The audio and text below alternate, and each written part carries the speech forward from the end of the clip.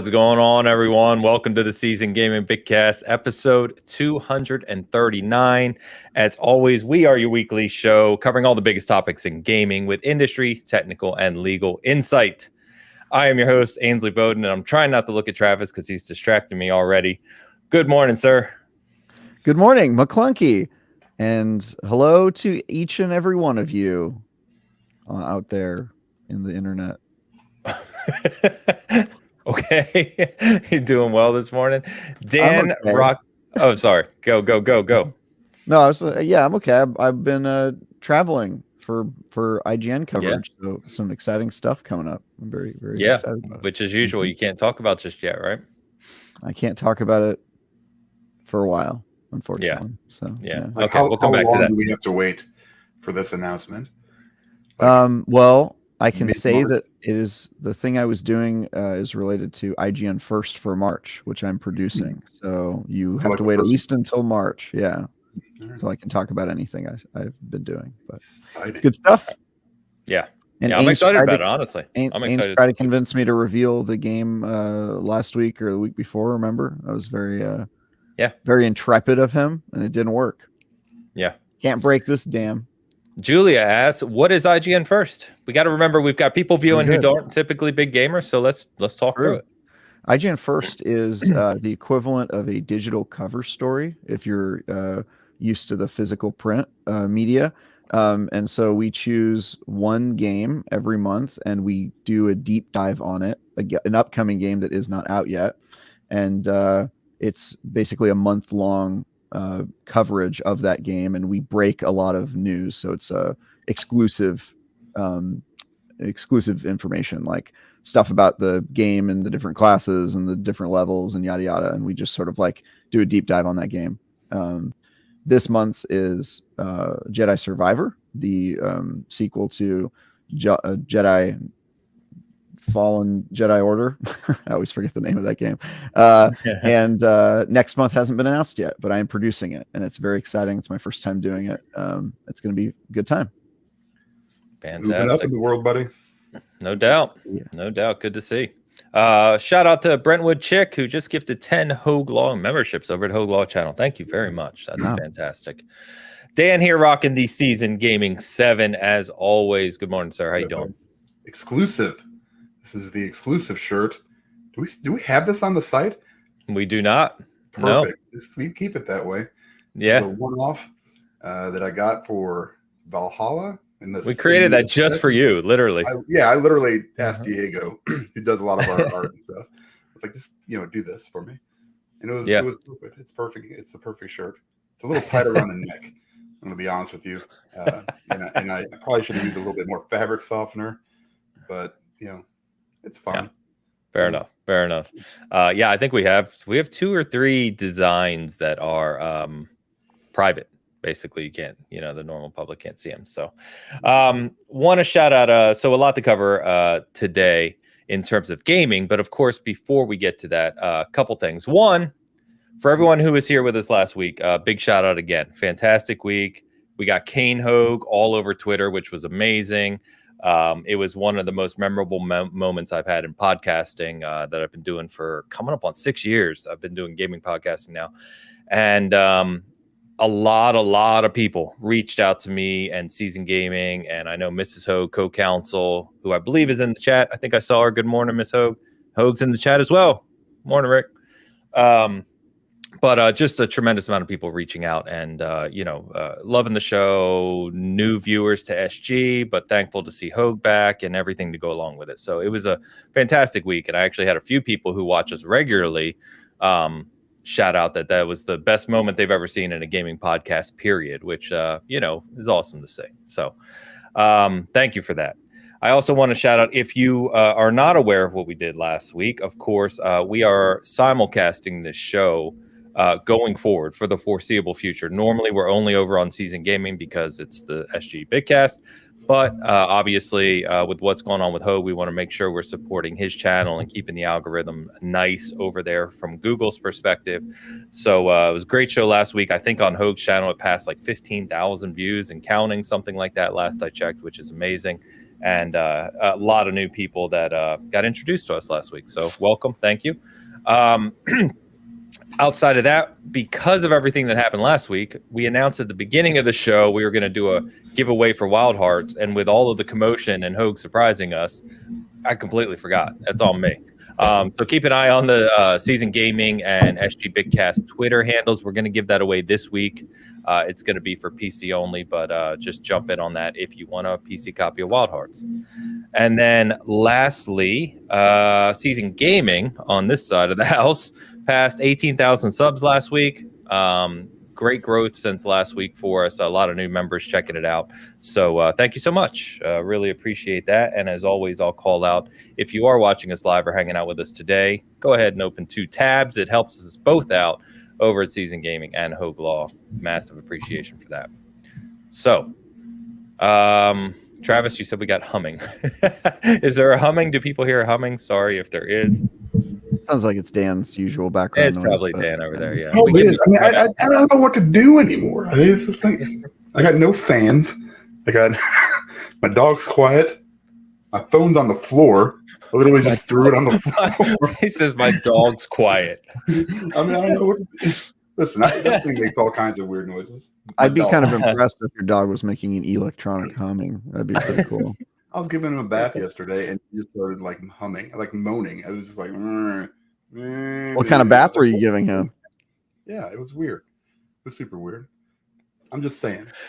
All right, I'm gonna move on. So for everyone who joined us last week, I did talk to our graphic designer who does all the work. Shout out to Diego at Season Gaming for us, and super busy this week. We were working on some other things, but I did have him put together a quick new frame for us, even though we all know, and it has been democratically elected, that the gold frame is the best frame for Hoeg. 2 times now, 2-time winner. But we do have a new frame for this week. I'm glad to unveil it. We're going to go ahead and move forward with the new hashtag Kane Hoeg for today, and making sure that he had the John Hammond hat. I could not in time cut out the picture of Hoeg with his actual cane and get that formatted properly. It will happen. You got to just bear with us. We'll evolve this as that time is goes the on. Jurassic Park arches, if I'm not mistaken. Right Yes, there? it is. Perfect. Yes, That's so much better. So, yeah. So it's appropriate, and we'll evolve it. We've got other things. I know our regular viewer Sardinisms reached out. She has some ideas to play around with too. I have not forgotten about you, Sard. I did talk to Diego, so we'll get that info over to you. But we'll keep that up for today just to have some fun. So that is horrible, and I'm really excited about it. Hoeg, we honor your memory. what is horrible? That the whole thing, yeah. It just looks like he's crashing a birthday party at a tiki bar. That's what it looks like. That's what he does on the weekends, man. Oh my God. Oh man, if nothing else, we have some fun over here. Big shout out to Barney Cat, just gifted 20 memberships over at Hoeg Law's channel. That's amazing. Thank you, Barney Cat, for that. We are obviously going to continue the tradition as well of reading the super chat emojis by Travis. There was a lot of love for that last week, Travis, and a lot of comments about your brilliant reading of emojis. So now you're stuck with it. You did it. Great. You did this to yourself. This is your job moving forward on the show. So deal with it. Very qualified for this job. This helps me out because I can't see him half the time because my eyes are so bad. Yeah, we're gonna test Dan in this role of being able to not only read the super chats correctly, but also pause, and let you interject. And we're gonna test this out right now because our second super chat, Google Man, I'm getting to yours in 1 second, but I'm gonna start with Sky as a Neighborhood as our first super chat of the day, which is gonna put Travis to the test right out of the gate. Let's go. Boy. All right. You ready, Travis? Mm-hmm. All right. Have no idea about gaming. Just here for Travis's emoji reading. That is that one's really small. I'm gonna say there you go. Steampunk Santa, the Devil's face mask, starstruck human, birthday party boy, and rolling on the floor laughing. And Kane Hoeg for support. Thank you guys for doing this. I have no idea what any of those are. Sky's Neighborhood is a classic name, by the way. Thank you very much for the super chat. Appreciate you. We got Googleman in the house as well. Was that a dragon? I have no idea. All right, Googleman81 with the €5. Binge the Consultant. It's a weird mix of weird stoner humor and occult undertones. Devilish Christoph Waltz takes over a gaming company. Really? It's a new show on I can't remember now. It's either Prime or Hulu or HBO. I got too many subscription services. It's one of those. Yeah, I want to say. Yeah, it's one of those three. But yeah, Christoph Waltz. He looks very kind of maniacal and crazy as he tends to do. He's a great actor, and the show looks great. I have it in my queue to watch, so that's cool to hear. The Consultant, huh? Yes, The Consultant. Yeah, look it up. All right, thank you, Googleman. Good to see you. And Penguin 322. Yeah, with the $10 super chat here to support. I haven't played since I had my son. Last game I played was Star Wars Galaxies. Wow, with hubby and friends, but I did buy Hogwarts Legacy. Fantastic! It's awesome. Blushing smile. Galaxies. Blushing smile. Purple heart prayer hands. By the way, common misconception that those are prayer hands. It's actually a high five. Really? Yeah. Seriously. Like bless. That, you know what the issue is? It needs to show more arm. Because to me, the cutoff of the arm here really makes it look like this is happening. Where I agree. Yeah, it's a little. I've got some feedback on the emoji. Oh boy, somebody. Oh no. Oh my god. I got you. $2 for the service. I'm not charging enough for this. This is horrible. Penguin, thank you very much for the support of Hoeg's channel. And this will be the last super chat we get to for the second, because this may take a second. Then we're going to move into the news, and we'll get back to the super chats here briefly. Stacy with a $2 super chat. Yeah, dang it. Forgot emojis. Man who's losing his mind. Starstruck human. That one is, I think, Bubble Boy. Bubble Boy has returned. Man, fresh out of the bubble bath. Witchy. Oh no, that's not witch. That is it. Witch. It is witch. Witchy being, fairy of the woodland variety. Mermaid dancing, dog walking, and a rose. Nailing it. Crushing it. Man, you're killing it, man. Crushing it. Thank you very much, Stacy. All right, let's get Kane Hoeg back up here. So today we're going to be talking about big topic today is really PlayStation VR2 has launched. What we think of it, the games, the ergonomics, everything to do with PSVR2 we'll be touching on. Of course, we got a bunch of new game releases as well. Atomic Heart. I know we got some more Like a Dragon to talk about. Metroid Octopath Traveler 2, which Hoeg wants to make sure we don't forget. And we've got PlayStation State of Play as well to talk on, which showed a number of things, including Suicide Squad, which caused a hubbub this week for some reason, which I'm excited to talk about with Travis. And there's a few other news pieces too, if we get to them. Blumhouse Horror is actually entering the gaming market, which as a fan of horror is big news for me, and a few other things as well. So why don't we go ahead and start with what we've been playing, boys? So hit me with something. Travis has been away. I finished Like a Dragon Ishin yesterday. Really? That was quick. No, listen. And I say finish. I thought I had done probably 60 to 70% of what the game had to offer. And then at the very end, it shows you all your stuff. And mine says like 23%. I'm like, that's impossible. Because I did most of the sub-stories, probably 90% of those. Several of the outside like karaoke and dancing and all this other, whatever it is. There's so much. There's like Yakuza games generally have a lot of this kind of crazy, aside from the sub stories, just the other stuff you can do. Like you can run it's not really a brothel. It's like a club, where, women or men come and sit down with you and talk to you, I guess. Can't remember what they call it. And then, but there's so much to do. And I know what you're talking about because they do that in Tokyo Vice, the show. I forget the name of the bars, but yes, I know what you're talking about. Yeah, it's I can't remember what the hell it's called, but it's anyway. There's so much in this game, and I really thought I did a lot more of what it did. I don't know what that 23% completion is. Maybe that's because I played some of the dancing, some of the karaoke.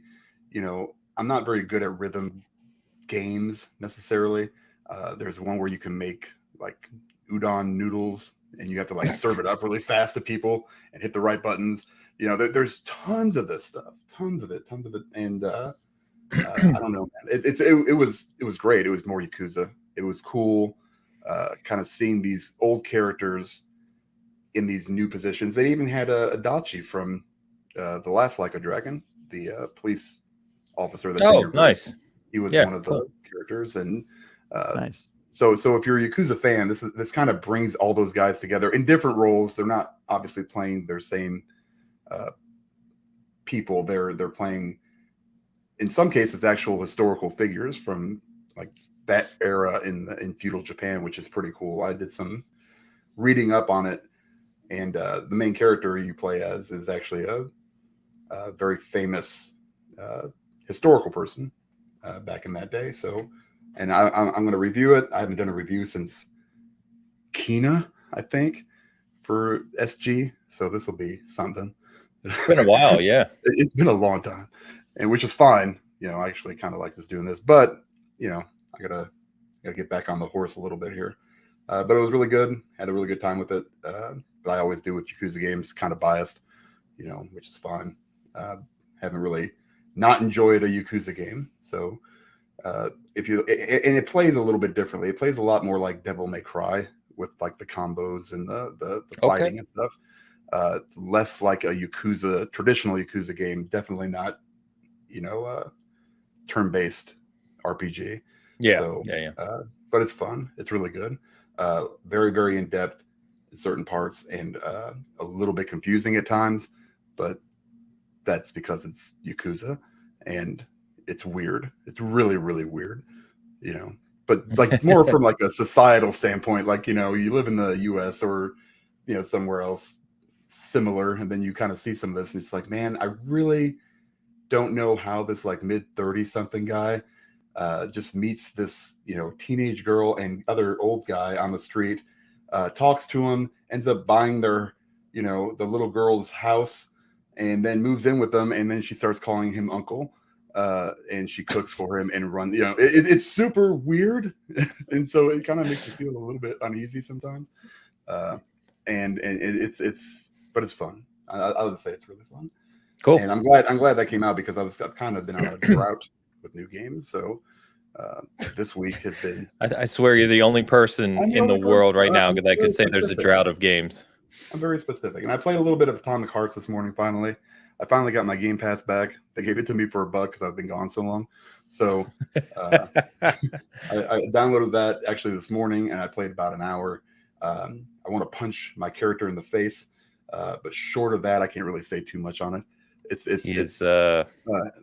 He's a very annoying protagonist. In fact, I've only played it a little bit, Atomic Heart. I'm enjoying it so far, but the protagonist is, I think he's supposed to be funny obnoxious, but he just comes off as plain obnoxious. Yes. So writing is very bad too. Yeah. Kind of an amusing way, but still the writing he said is bad. I haven't gotten far enough to critique that yet, but I just listening to him talk, I'm just like, what are you? Is this written like in the 90s or something? This might have been funny. But let me shout out real quick. I want to shout out Brentwood Chick, who not only joined the Season Gaming channel, just gifted memberships over on Hoeg Law's channel, and then gifted 10 memberships over on Season Gaming's channel. That is super generous. That's awesome. Thank you. Yeah, thank you so much. That's fantastic. So appreciate that. And also shout out to PE, who also gifted 5 memberships over at Hoeg Law's channel as well. I don't know why I'm saying Hoeg Law like we don't know who he is. Hoeg's channel. So thank you so much. That's fantastic. And Sandra Ramirez, as I'm speaking, just gifted 5 memberships over at Hoeg's channel as well. So you guys are awesome. Thank you so much for the generosity. By the way, Secret McSquirrel, one of our regulars, of course, that everyone knows, put up a emoji-filled comment that I can't highlight on the screen because the member comments do not link to StreamYard. So I apologize, Secret. I can't get. If you can find it's on the SG side. If you want to give your best approximation of that comment, you can go for it. That is completely up to you. I will. But I can't put it on the screen. All right, here it is. Secret McSquirrel says, "Ooh, a whole month. Balanced scales of justice. Pleased human covered in hearts. Yellow heart. The doomsday clock is 1 hour to midnight. Waxing moon. Bow. I want to say blue tidy whitey underwear. No notifications, please. Sales tag. Looks like a female bathroom logo. Trident and the Skull and Bones Black Flag, a game that will not come out. Then we've got a tiny blue diamond. It looks like a guardian from Destiny. Not a guardian. Oh, yeah, the one next to it. The one next to it looks like a ghost reviving its guardian. Thank you. Then another tiny blue diamond, a microscope used for science, which seems to be examining some DNA, and a flashlight. There you go. So thank you, Squirrel, and thank you all for the support this morning. On Like a Dragon, I actually have a sealed copy right here, which I seem to do for way too many games right now. I haven't opened it, Dan, because I honestly don't know if I'm going to get to it. There are so many games right now that I'm trying to catch up on. And it doesn't help that in 2 weeks, Halo Season 3 comes out. And you know me, that's going to take over my life. So, yeah, I don't know. Travis, what you been playing, man? Anything different, good? Indifferent? Yeah, so obviously the elephant in the room is that I spent the last week playing a game I cannot talk about, but I have been playing Metroid Prime Remastered a ton. I'm almost done with that game, which is fantastic. If you haven't played it, it is really aged like wine. It's so good. And then I've also been playing some Dead Space Remake, which I'm still not done with because I'm just playing really slowly. I did not get back to Like a Dragon Mission yet. I've played some more Wild Hearts, which is not bad. I'm fun with that. By the way, Hoeg is commenting. He said Octopath 8 is Ishin time. Wild Hearts, as you mentioned, that is also really strong. I did play some Octopath Traveler 2 on the plane/airport, but I mostly have been focusing on Metroid Prime. And then there's another game I wanted to shout out that I've been putting some time into, but I can't remember it. It'll come to me. But yeah, I'm playing lots of I've got gamer ADHD sometimes when I'm not doing reviews. I've also been playing a little bit of Destiny 2 because I'm reviewing Lightfall, which comes out on Tuesday. And so there's a little bit of preparation that has to go into reviewing a Destiny game. And I will endeavor to have my review in progress out as early as possible from when the expansion comes out. And then once the raid is done, then I'll have my full review, which I think is the raid 1 week post release. I want to say it's a little bit more this time. I think it's like March 10, which would be like a full 10 days after. I could be wrong on that, but I think it's like a week and a half. So I'm gonna probably have a review in progress out like 2 days after the game comes out, and then it'll be a little bit before I have the full review. Because if you don't know, Destiny is a game that lives or dies by its end game content, and so if you see anybody scoring a review before the raid is out, they probably don't know what they're talking about. That's just my personal opinion there. So we will not be scoring it until the raid has come out and been conquered by yours truly. Okay, cool. Nick's asked, by the way, I don't know if Hoeg or you can answer this. Is Octopath 60 frames on the Switch? I don't think it is. Is anything 60 frames on the Switch? Yeah. Just 99, I think. I don't know. Yeah, in 480p. Yeah. Oh, on the OLED one. Actually, 360. I'm just kidding. Okay, maybe Hoeg can answer too. I don't know, or someone can answer definitively. I don't know. But shout out to Barney Cat, just gifted 10 channel memberships over at Hoeg's channel. Thank you, Barney Cat. Awesome. All right. Honestly, my time, I'm always playing Halo. I'll just stop saying that. But my time this week has been almost outside of a little Atomic Heart. I did play a little of the new Modern Warfare 2. So I played some of the new Warzone 2 map there called Resurgence, or it's a Shiki Island, I believe it's called, but it's a Resurgence. Map is really, really cool. It's actually a much smaller map than the launch Warzone 2 map. 50 people that drop in, but the Resurgence mode means that there are respawns in a Battle Royale, which in my opinion completely kills the point of Battle Royale. Because the respawns can happen. It's not like you get one or you have to like bring someone back in a challenging way. They just happen. So like as long as one member of your party, whether you're playing 2, 3, 4 people, whatever, is alive for 20 seconds after your teammate dies, the other teammate comes back to life and can parachute in. You also bring a teammate back when you kill somebody. So if you can imagine 50 people in a small map shooting each other in Call of Duty, where you die in like 4 milliseconds, as long as you're killing people, you're bringing your teammates back. So it's just this vicious cycle of bringing people back constantly. It's really kind of blackout rules. You gotta exterminate their entire team, or they come back like a virus. Pretty much, yeah. That's kind of cool. I also could see why that would work in Call of Duty, specifically because if you get one tapped from behind by somebody you never see, it could be kind of frustrating, and so it gives you an opportunity to, like, if you want to eliminate somebody, you have to kill their entire team, or you get nothing. Yeah, I enjoyed it in duos. The problem is right now they only have quads. You have to play quads. You can play with 2, but you're going against 4, right? And a team of 4, it's very easy for like 3 people to get wiped out and the one dude just to go hide. And then all 3 of his teammates come back. You know what I mean? So it's kind of utter chaos. So they said they're going to be updating the mode. I mean, that's going to stay in, but they're going to add duos and trios. But I just hope, because the map seems very cool.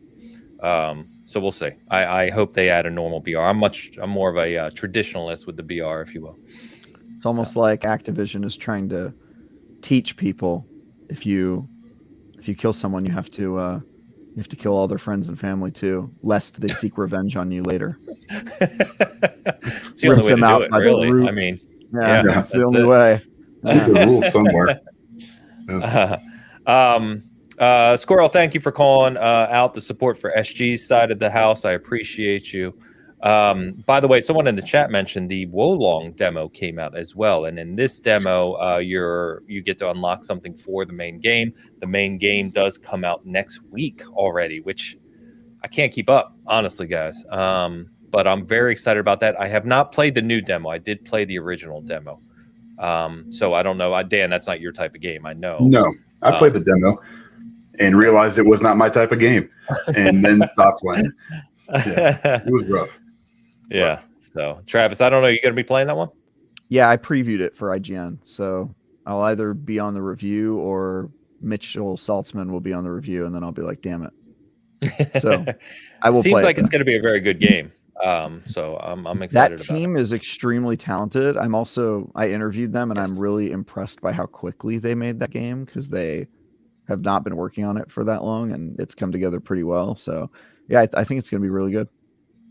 Excellent. You can also read my preview on IGN, where I talk about how impressive it was that they responded to feedback from their first demo almost immediately and made big changes to That's the right. game. We did talk about that, cool. didn't we? Yeah, that's awesome. Pretty cool. That's awesome. Well, great, guys. So I think we'll segue over to PSVR2, because that I can actually talk about more intelligently. But before we do that, we have a super chat designed from the outset for Travis. Oh man, let's get it. Yeah, this one is for Travis. Running Man and Angry Face, dilapidated railroad system, red car, blue car, explosion. It looks like an isolated explosion, maybe in space. Yeah, there's no ground. So I'm going to say isolated, controlled explosion in the air, and then fire. I mean, to me, it looks like this guy is running out of his car because a train is going to hit it, and then he hits the train hits it, and then it blows up. That's what I'm going with. Yeah, I like that Travis overanalyzed the explosion as if it was in space or, isolated. Well, I'm going for accuracy here. And yeah. So sometimes the emojis change their nature when they get to Ains's display screen from when they're there. So I apologize. Yeah, they're different. the color of the car or something was different, but yeah, I'm It's not my display screen; it's the applications. Well, the applications, but I guess the dilapidated railroad system. I will take that back. On the super chat, it looks quite well maintained.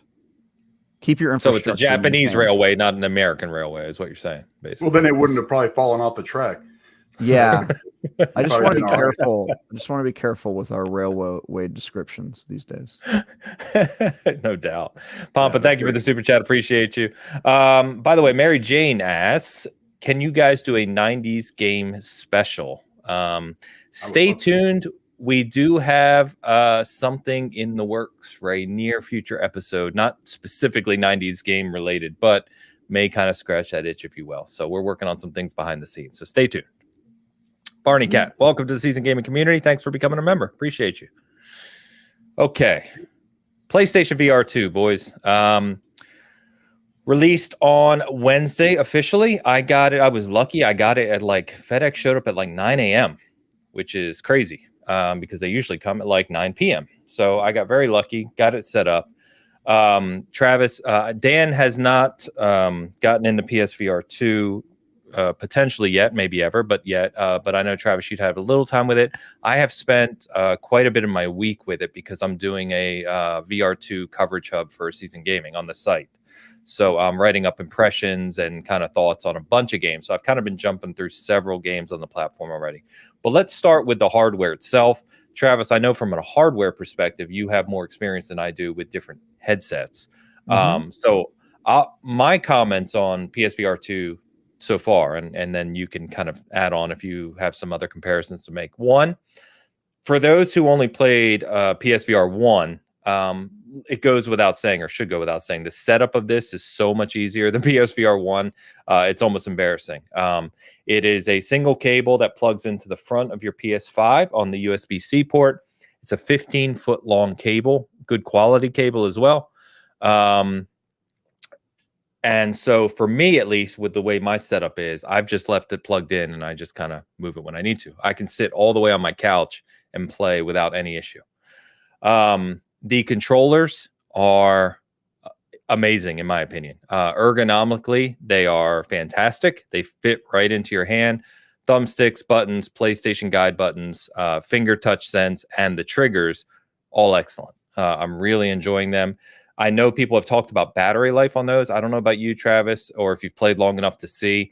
I haven't had any issue. I've probably the longest single stint I've played of PSVR2 is probably an hour and a half or so, maybe a little longer, maybe closer to 2 hours. And they still had 2 bars when I shut down. So I'm hearing from people who have played longer stints that they range to be about 4 hours on a full charge, somewhere in that ballpark, depending on what you're playing, of course.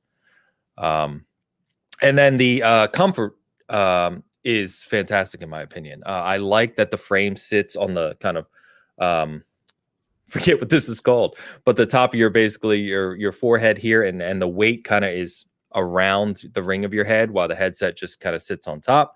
It's very easy to adjust. It's very comfortable. It's much more comfortable than the Quest 2, in my opinion, which I use regularly as well. So that's the hardware itself. I don't know your thoughts, man.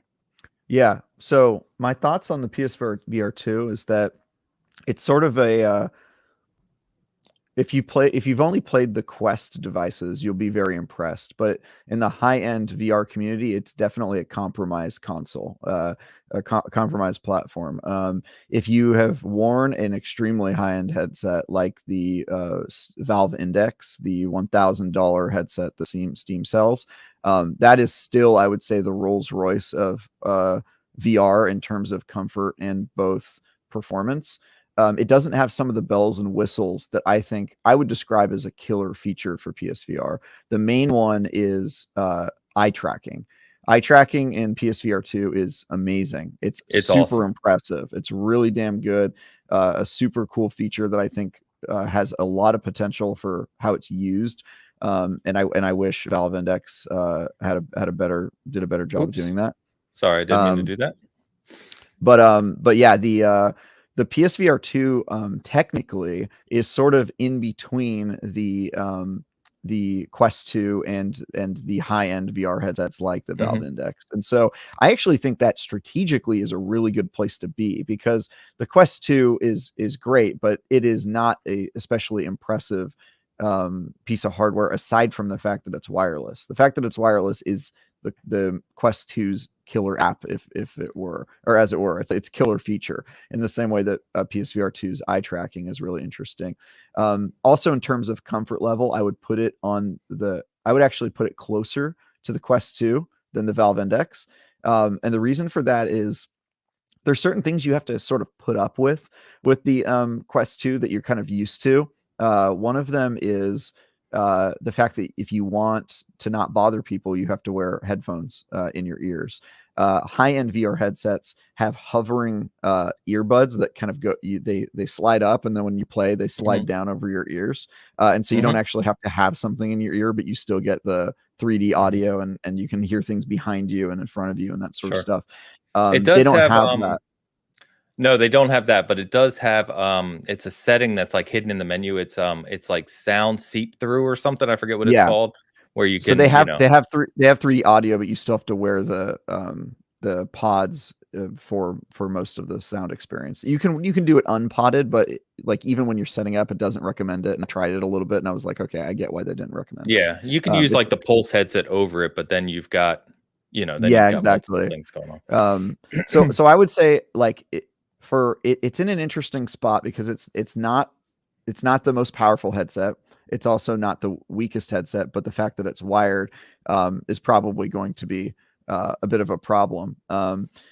For me, the wire is way too short. And this is something where I play on wired headsets all the time, like the Valve Index. And the Valve Index has an extremely long wire that you can route across your ceiling and then have it come down on you. That way you never have to worry about getting twisted up in it when you're moving around. The PSVR2 is only 15 feet. It's not long enough. And in fact, where I play my PSVR headset, it's pretty far away from my console because I have a big open area that I play VR in, and it barely reaches that. And so I kind of have to stand at the edge of it or sit on the couch in front of the area that I would normally play. So it's interesting there. I'm currently in the process of testing extension adapters because it is HDMI or sorry, not HDMI, it's USB-C, which is pretty easy to extend. But I read online through Reddit that sometimes that causes delay, lags, or even crashes if you extend the cable too much. So I have not gotten a thorough chance to test that yet, but I'm going to today because obviously no cord is preferred, but with very high-end headsets, at least right now, we are tethered, and I would like that tether to be as long as possible because that's just best practice there. But I will say, so far as hardware, it's very cool. I mean, if you're using the Quest 2, this is going to feel a million times better for you. And the eye tracking is crazy, and some of the stuff with hardware is cool as well. It also just looks really good. I know Hoeg sent an article about the finickiness of it being in or out of focus. I actually do agree with that. I think it remains in focus less consistently, especially if you're moving around and getting jostled.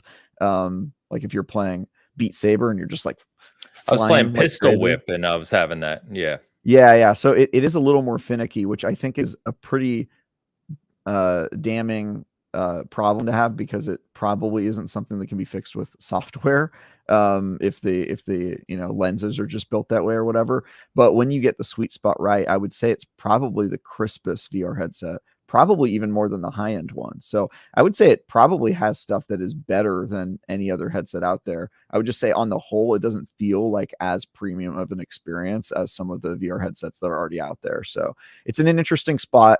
Of course, Hoeg and I talked about this months ago, where he was saying it's dead because it doesn't support PSVR1 games, which I will admit is a huge mistake. But I think it will all come down to, is Sony serious about supporting it with software? Yeah. So far, I think that's an open question. I don't think, which we're going to get to. Yeah, we'll talk about the software later, but Yeah. I don't think they've proven that they're actually serious about this console. So we'll see. Yeah. All very good thoughts. Let me know about the wire. I think a lot of people would be interested, honestly, in the wire extensions. And it's funny you said that because just the way my setup is, I don't need it, but I do have all kinds of adapters and extension USBs from when I do statue videos and stuff. I hadn't even thought about testing that, but I do know even with like a higher end webcam, right? Like if you extend with the cable, that can cause problems, and sometimes it won't work properly. So I have to imagine with the VR, that could be problematic. The other thing that I was going to do is it said we knew ahead of time it was going to come with a 15-foot cable. The one thing I don't like, to your point, is that the cable is not plug in on both ends. It's within the hardware on the unit itself. So you can't just plug in a separate cable that's like 30 feet long and use it. Yes. So So that is a huge problem, Ains. The other thing that I don't know how PlayStation effed this up, but the other best practice of VR headsets that are wired is in between the USB that you plug it into and the end of the cord, there will be a small dongle that's magnetic. So that if something goes wrong and you walk too far, it'll magnetically unplug, and instead it's USB plugged in, which might not slip out if you tug on that cord. And so the fear there is that if you tug at it at an angle, or for some reason the USB doesn't come out, you will pull your PS5 off of the shelf it's on. If you're or you'll damage that port in some way.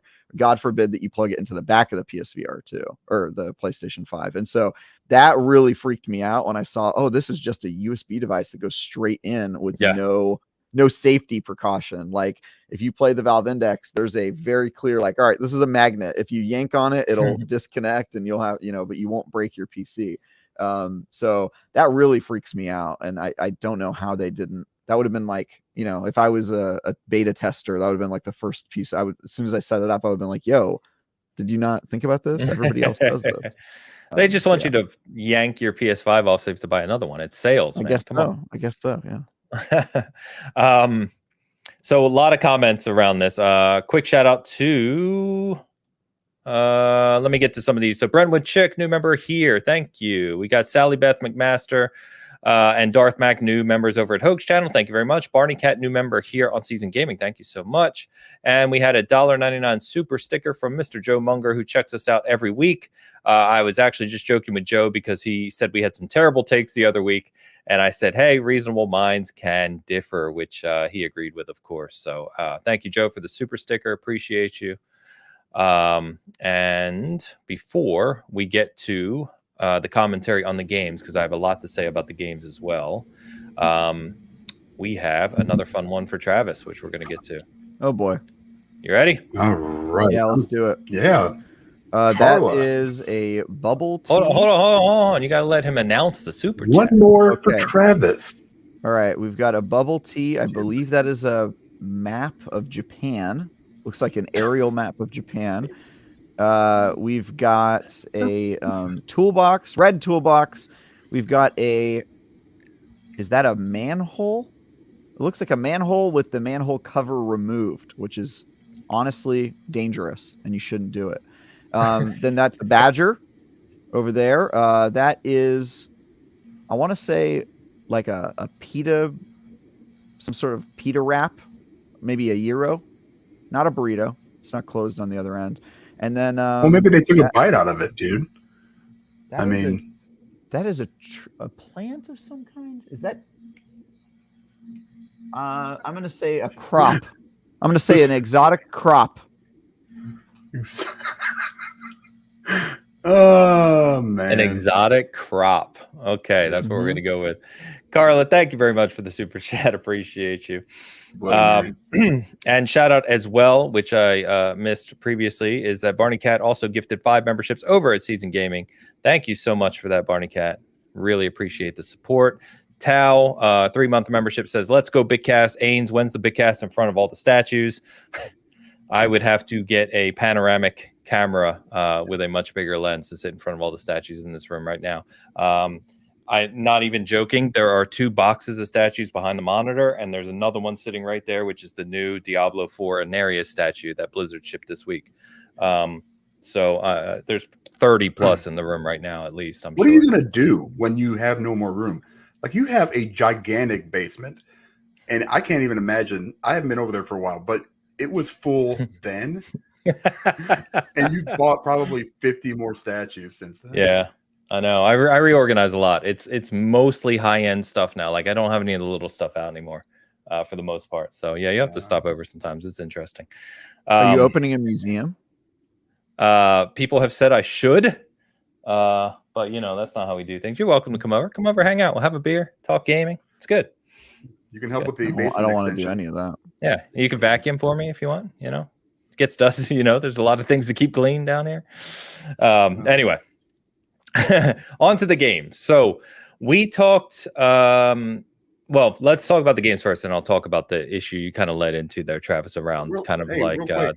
Did you guys have any? I saw some people having problems with like some controllers or some of the whatever they are, the VR controllers. Have you guys had any other issues aside from the ones that you talked about, like any mechanical or no problems? No, the VR controllers to me feel very familiar. It's like almost like they copied the Quest 2.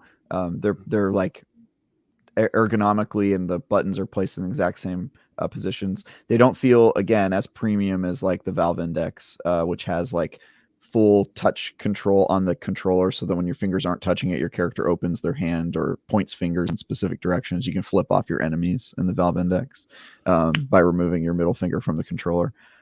So yeah, it's some of that stuff is missing, but it's fine. I will say I have not been able to try the battery life, but 4 hours definitely feels like it's a little short for the hashtag sweats among us, because I could easily play VR for more than 4 hours.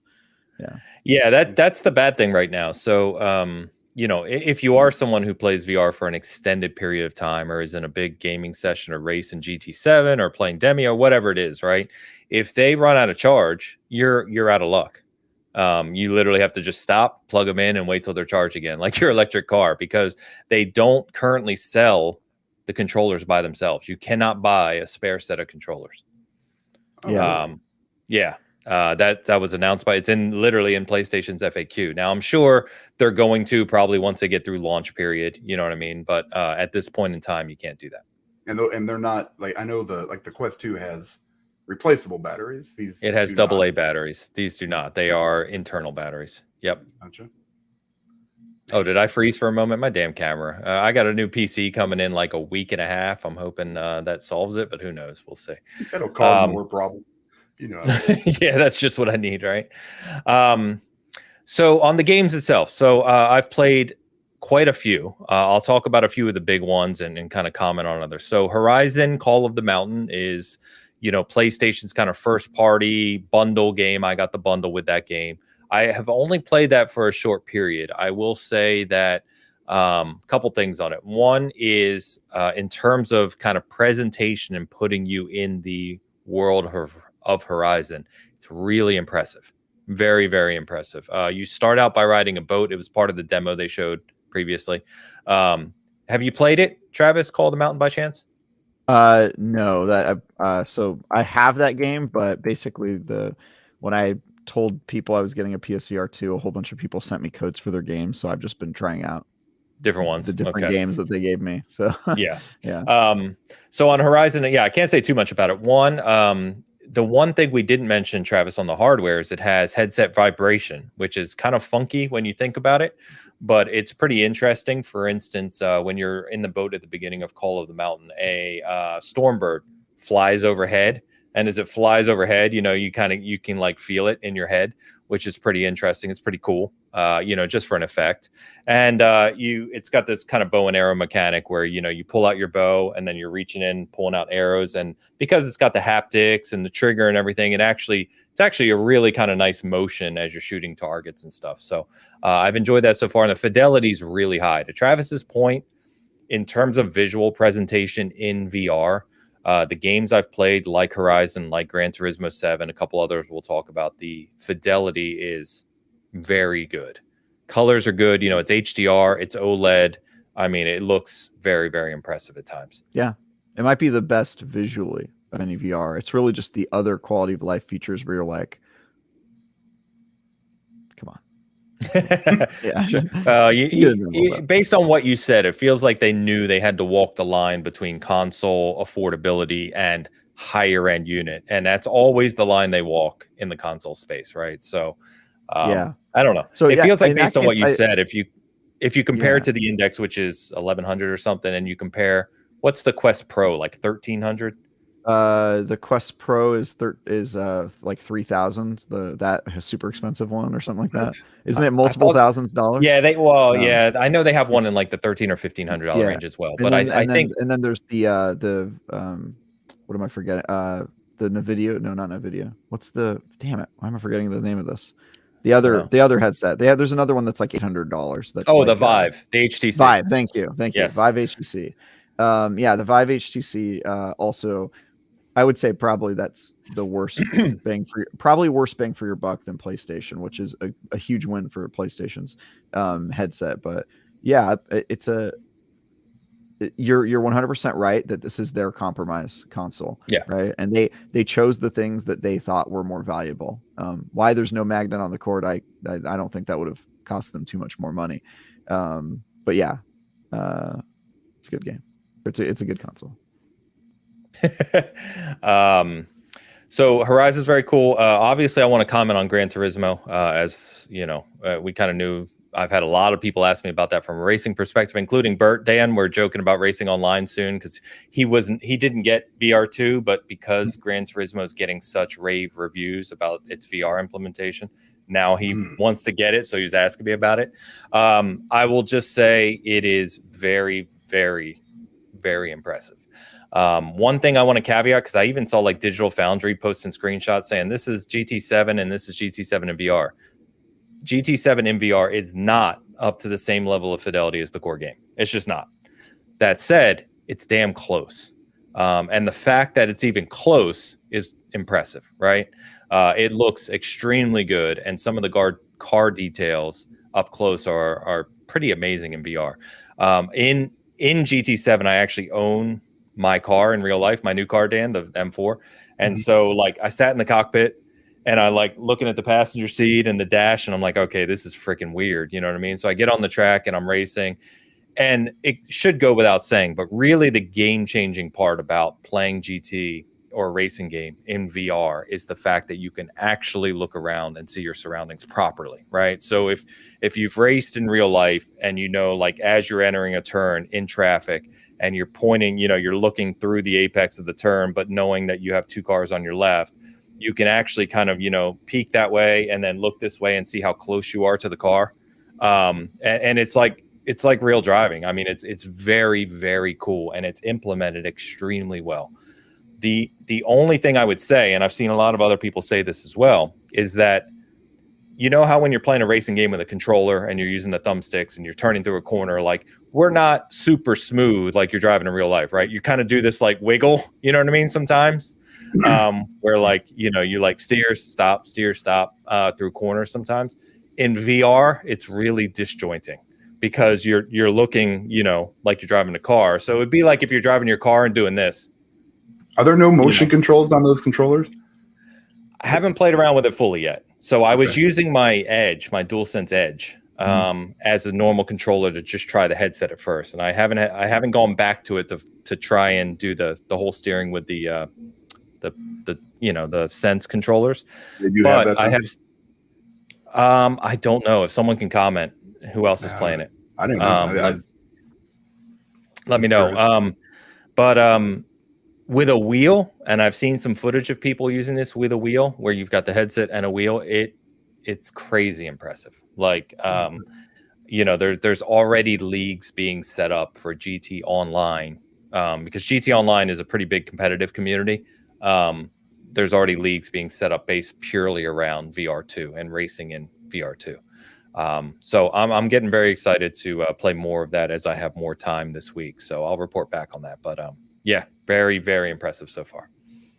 Nice. When did your racing wheel arrive at your house? No, I haven't. I have bought more stuff than I can mention lately. I am holding off on the wheel. This is not a joke. I'm holding off on the wheel for this because I'm getting a wheel for Forza. So I was like, I'm not You gonna buy have a the wheel. chair Oh, too. The chair where you strap the wheel onto the one that's Well, like I have- I would have bought that in a second if I had space in my San Francisco home, you know. Well, I have quite literally 4 racing seats from real cars in my garage that I could just bring down and set up on the floor if I wanted to. Oh, but these ones are like they not only have the racing thing, but they have a block at the bottom for you to strap the pedals to, and then they have Yeah, this I little know. arm that comes up for you to strap the wheel onto. So it's like designed. They're crazy. They're only like $700 only, but you know dude, yeah. I feel like you could Yeah, make one if you really wanted. You to. can. definitely. That's kind of You my could. point. Is that like Yeah. I've even seen people use real race seats like the ones I have, and then set up on like a table in front of them, you know, and on the floor. So you can kind of rig it like that if you want to. I've debated with Forza how I'm going to do it, but yeah, there are a couple setups that you can use with both GT and Forza. I won't get into all that right now, but regardless, GT7, if you like racing games and especially if you raced in real life, it's impressive, man. Probably the most impressive racing thing I've done in a long time in terms of a game. So, Asa, what's up, man? Shout out to Asa in the SG chat. He is a big VR guy who I was talking to and looking forward to playing some games with him soon. He's my favorite. Also, he's got the walking thing.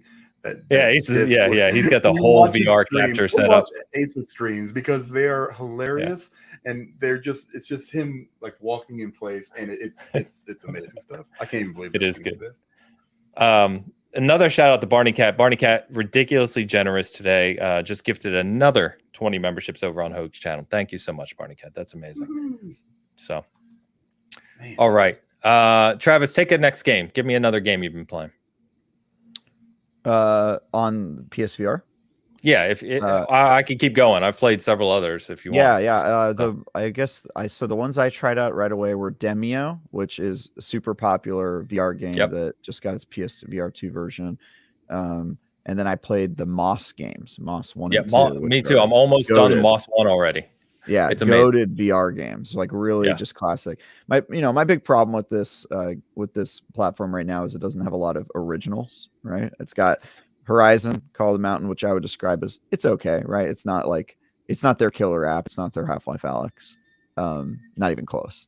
But yeah, the you stuff just said you haven't played it. Don't make those comments. I know. Biased. Whoa! Hold on. Everybody, calm down. Yeah, no. Yeah, I do need to play that game. Yeah, and quite frankly, I don't think anything in VR. I haven't even played Half-Life Alyx, and from what I hear from not just you but everyone, is that nothing has touched Half-Life Alyx. So hopefully we'll see. I knew it wasn't too as soon as I found out the game was about actually climbing mountains, because there are games that are about that before, like you can play lots of like climb mountain games, and if that's the core mechanic, like it's pretty beginners. Like those are the first VR games we saw were like the climb, where it's like, oh, okay, and this is going to be a fun, So I also I want to comment about this. I didn't think about the controller vibration thing, but that is pretty sus. But the fact that you said they don't vibrate, the controllers on PS4. No, they absolutely do. They have the full haptic. Yeah. Oh, okay. What were you saying? Doesn't vibrate? I don't. Yeah, I think you misheard. I didn't. His head vibrates.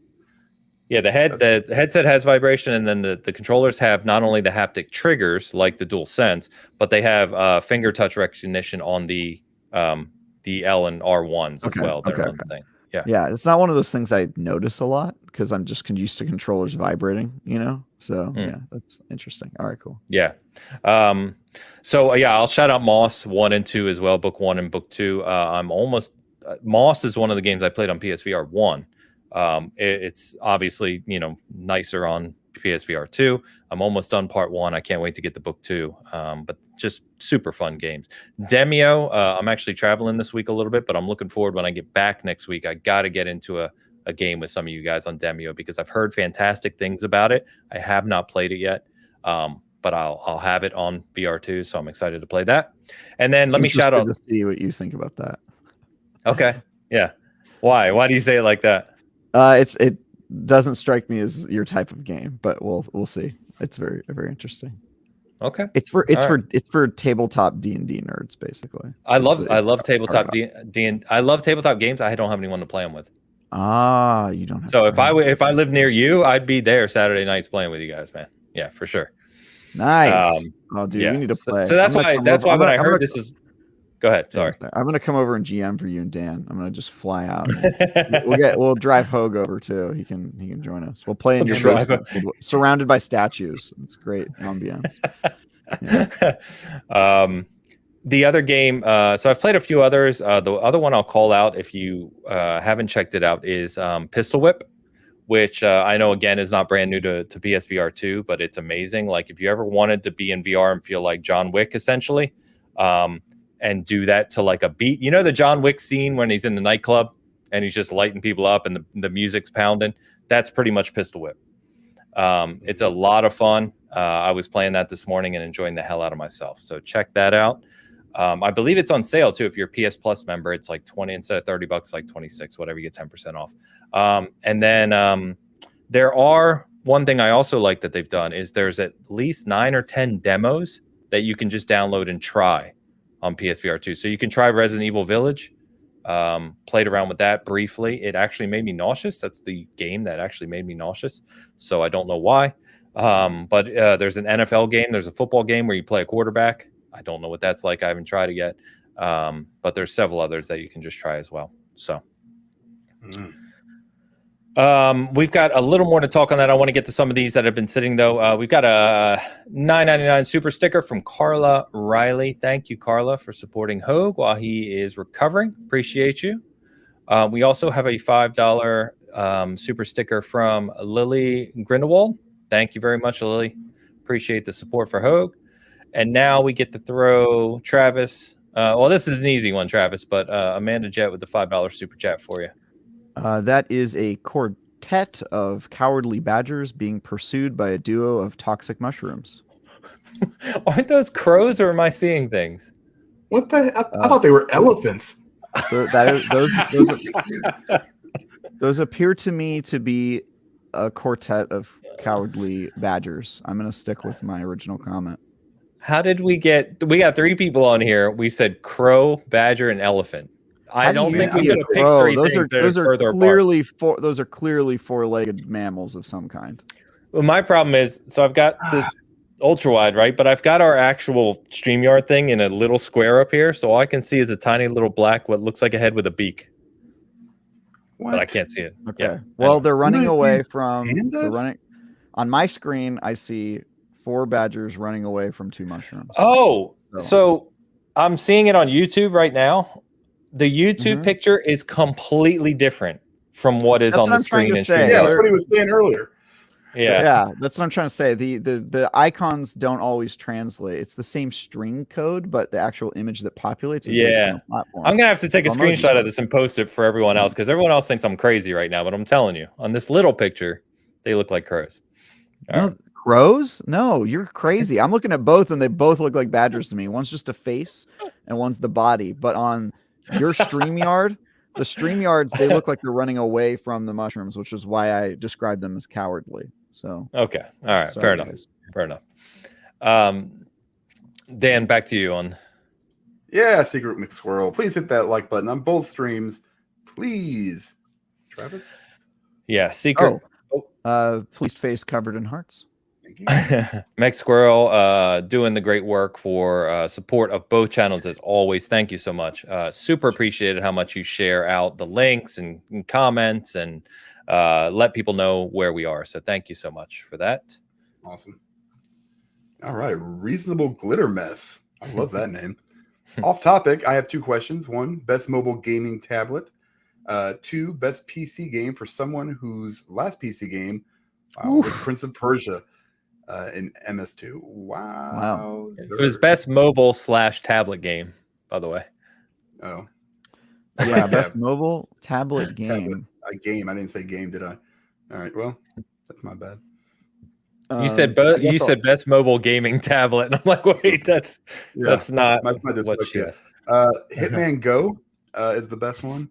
So just go out and get that. It's free. It actually is a very good game. I don't know if I described it as the best mobile game ever.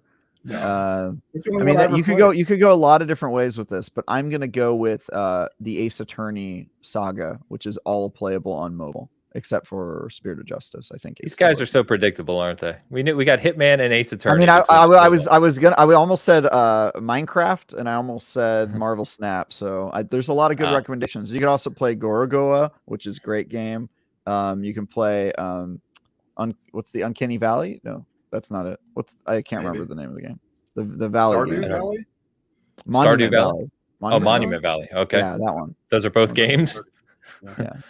Marvel Stardew Valley's probably also on the phone and is also great.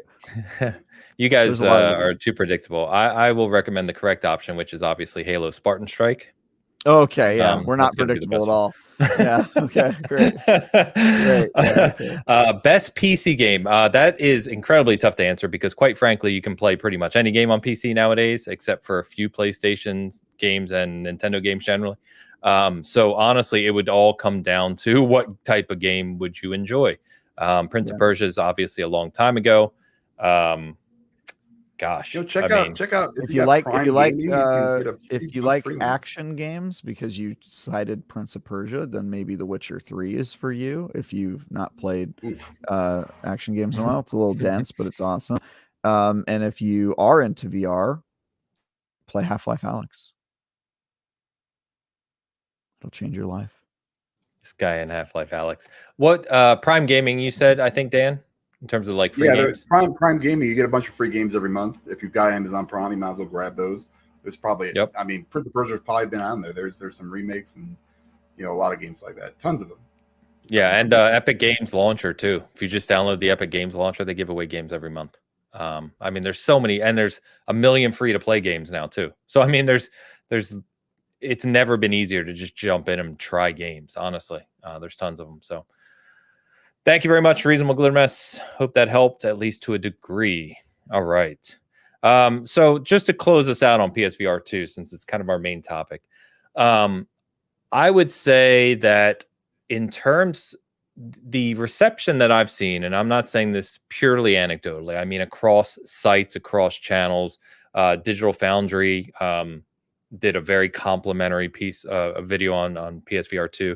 I know some of the big kind of channels that I watch that reviewed PSVR2 were very complimentary as well. It seems like the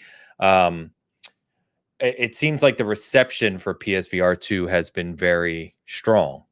And I think that obviously bodes well. I think there's people that this is anecdotal, but there's people I speak to who are now picking it up based on how well it's been received.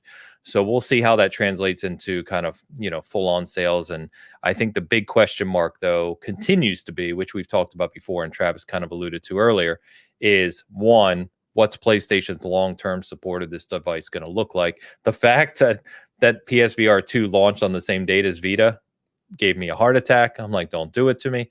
But I found that funny. And two, when are we going to see it? If we're going to see, or are we going to see a must-have, a must-play title on PSVR 2? Because quite frankly, I would argue that GT7 in VR is the closest thing to that right now, because you can't play GT7 anywhere else, right? And playing that in VR, obviously, if you're into racing games, is a requirement. But playing that in VR is transformative. So. Yeah, I remain unconvinced about the seriousness with which Sony wants to support this device, which is not good. It also, we have some platform questions, like if they make a PSVR 3, are they going to abandon your library from PSVR 2? Stuff like that I just have a lot of questions about. So, the future remains murky, I would say, at best. And I would love to see this platform succeed, because I think someone or something needs to knock MetaQuest 2 off its throne, because it is holding back the development of VR games. Because for those who don't know, there's kind of an issue with VR right now where, because the MetaQuest is so dominant, if you make a game that doesn't run on it, you're in trouble. And so a lot of developers can't really realize their vision on that platform. So, we need a big success that has higher specs, but that's not going to happen with PlayStation just relying on third-party support and games that have been on other devices in the VR space for a number of years. They need a killer app, and we haven't seen one yet. So fair. Dan, has this conversation alluded, not the word I was looking for, but has it interested you at all in PSVR2? Are you going to hold out, or do you have zero interest? I mean, I'm on the verge kind of right now. I'm teetering on the edge. The sitting down part is, selling me, so I don't have to stand up and move around and actually be, physically active. Fantastic. Ideally, that's how I would play my VR. I did have a PSVR1. We've got a Quest 2. We've got a Vive here. There's quite a bit. None of these are mine. Bear in mind, these are kids, spending way too much money on this stuff. But I mean, I might wait for a few more games because nothing's really, I'm not really a driving game guy, and there's sure. In everything I've seen from Horizon at the moment, doesn't interest me like a ton. So if they, I want to see more commitment, I guess, from Sony on that end, on the software side, like Travis said. And if they show that within the next 6 months to a year, then I might jump in. It's definitely intriguing. I think the eye tracking is very interesting. It's damn super impressive. Yeah.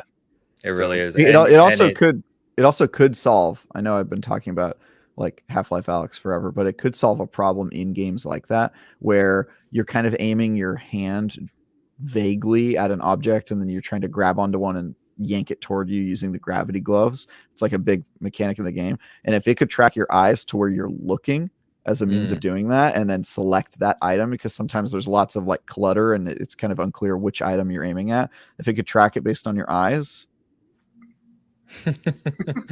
beautiful. Yeah, it's really interesting. And some of the games even have eye tracking menus. So like instead of using your thumbsticks, right, to go through the menus, you literally just look at it and it will go through the menus. I mean, it's very cool. By the way, look at this comment. I know we'd like this one, Travis. Ardo Rissanen, I believe that says, I wonder how wonderful a remastered Morrowind could be on VR. If you're not aware, Ardo, me and Travis both preach the glory that is Morrowind. Dan, I didn't know you were in the same camp. Love Morrowind. It's the best one. All three of us then. This is a Morrowind Bitcast right here. Yeah, it is. Was not expecting that answer from Dan. Was not expecting that answer from Dan. I'd rather the game that is the least AAA, the least intuitive of the Elder Scrolls games. Well, not the definitely least. Doesn't hold your hand.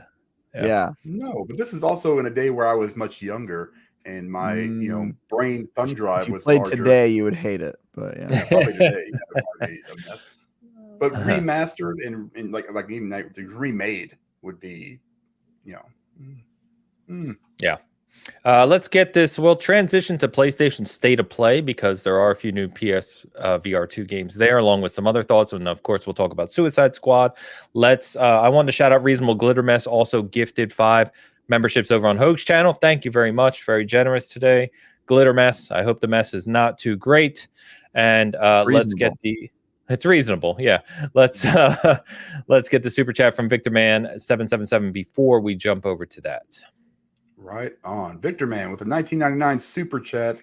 Noob, never used a controller, would like to learn. Wow.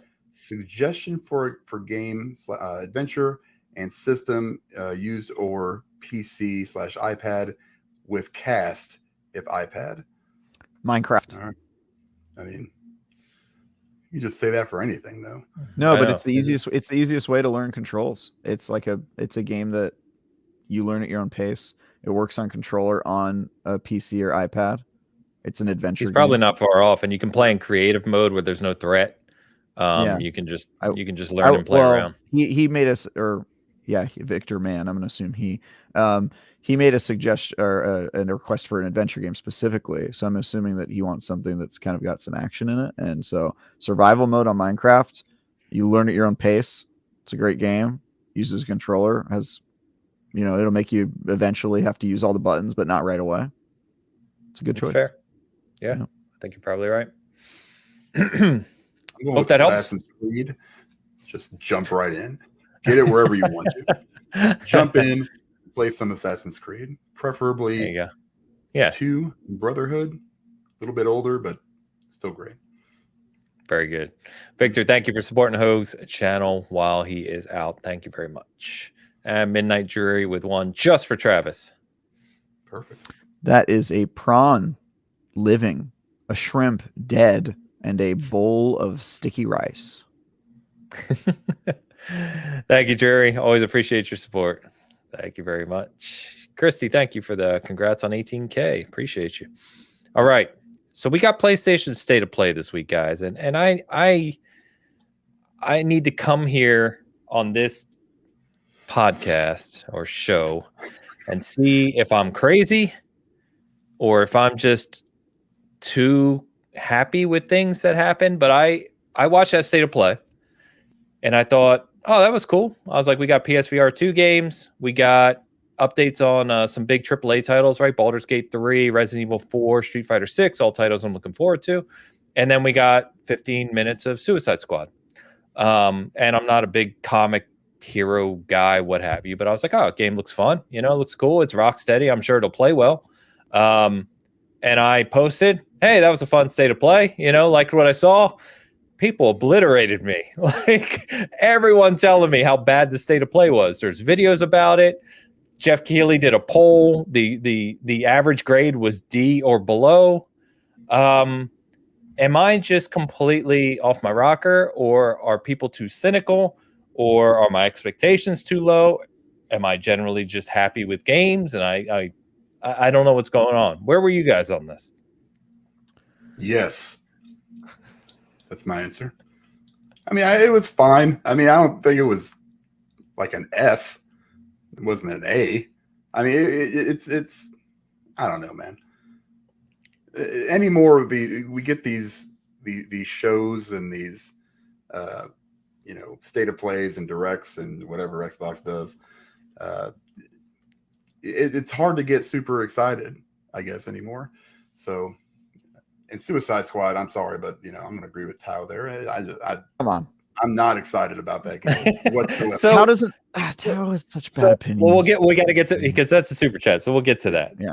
But I guess my thing is, right, we talk about the big E3 moments, right, and the big showcases, and those have their own place, and we still get those at times. But we also talk around the need for transparency and communication around what's going on for the platforms throughout the year. And they don't have to be big shows, but they have to be just something, right? Show us a few things. That's it. This was a Thursday State of Play.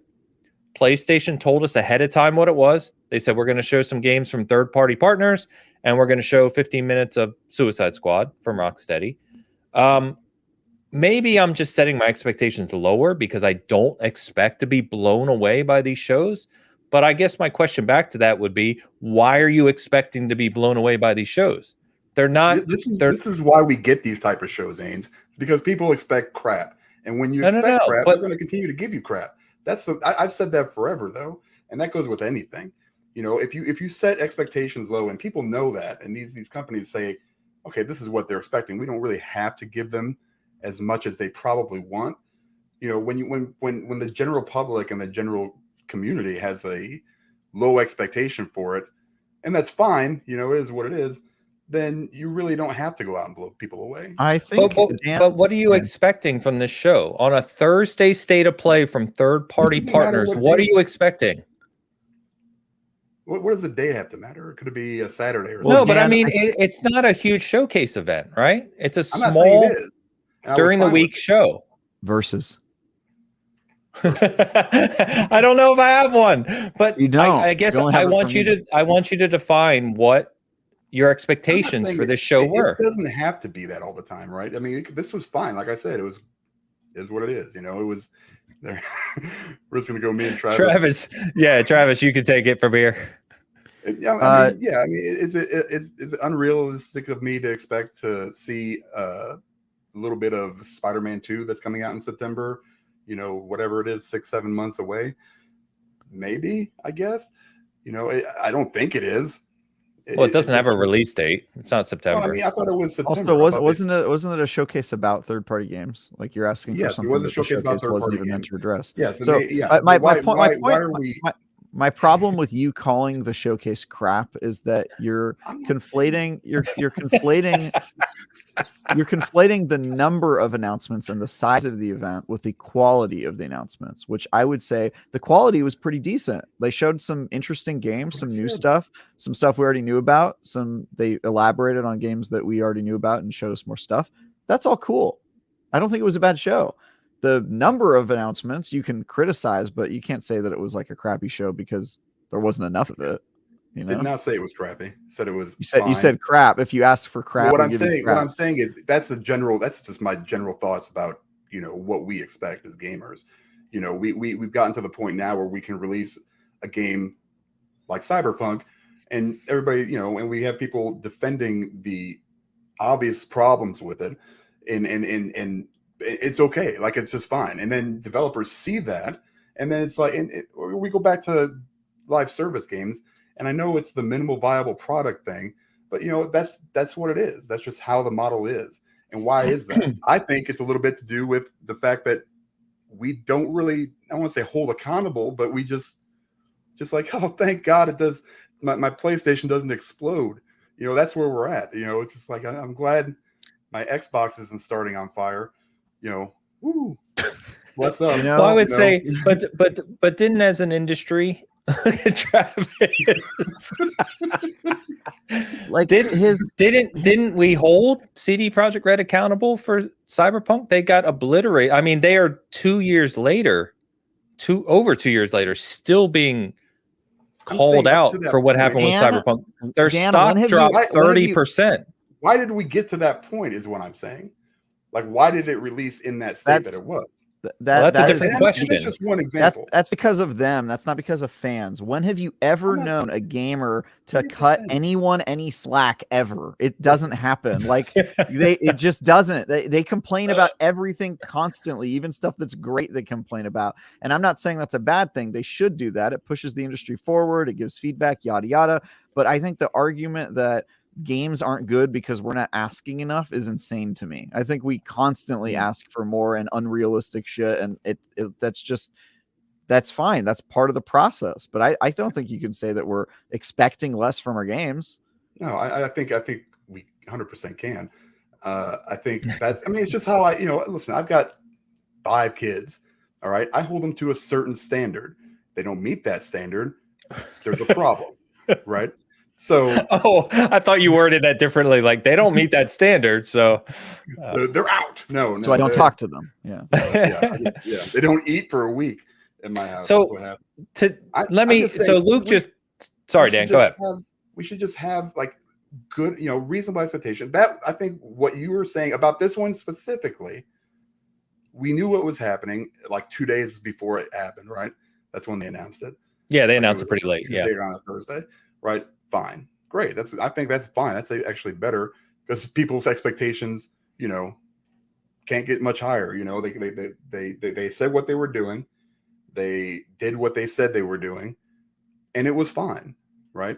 But I think we can also want to see, bigger spectacles. I guess it doesn't always just have to be at like E3. Agree. In a certain time, and we don't get that very much. We get these little tiny directs or state of plays or whatever, and I think we can get people excited more. Show some stuff that you have that you could probably show. I'm not there. I don't know what they're doing. I don't know how far they are into development with some certain games and stuff. But it's just, I think we can generate more excitement for the games coming out, and have those high expectations. And not always kind of be like, temper your expectations. That's my most hated phrase. I know. As soon as I said it, I was like, Dan's going to hate me saying this.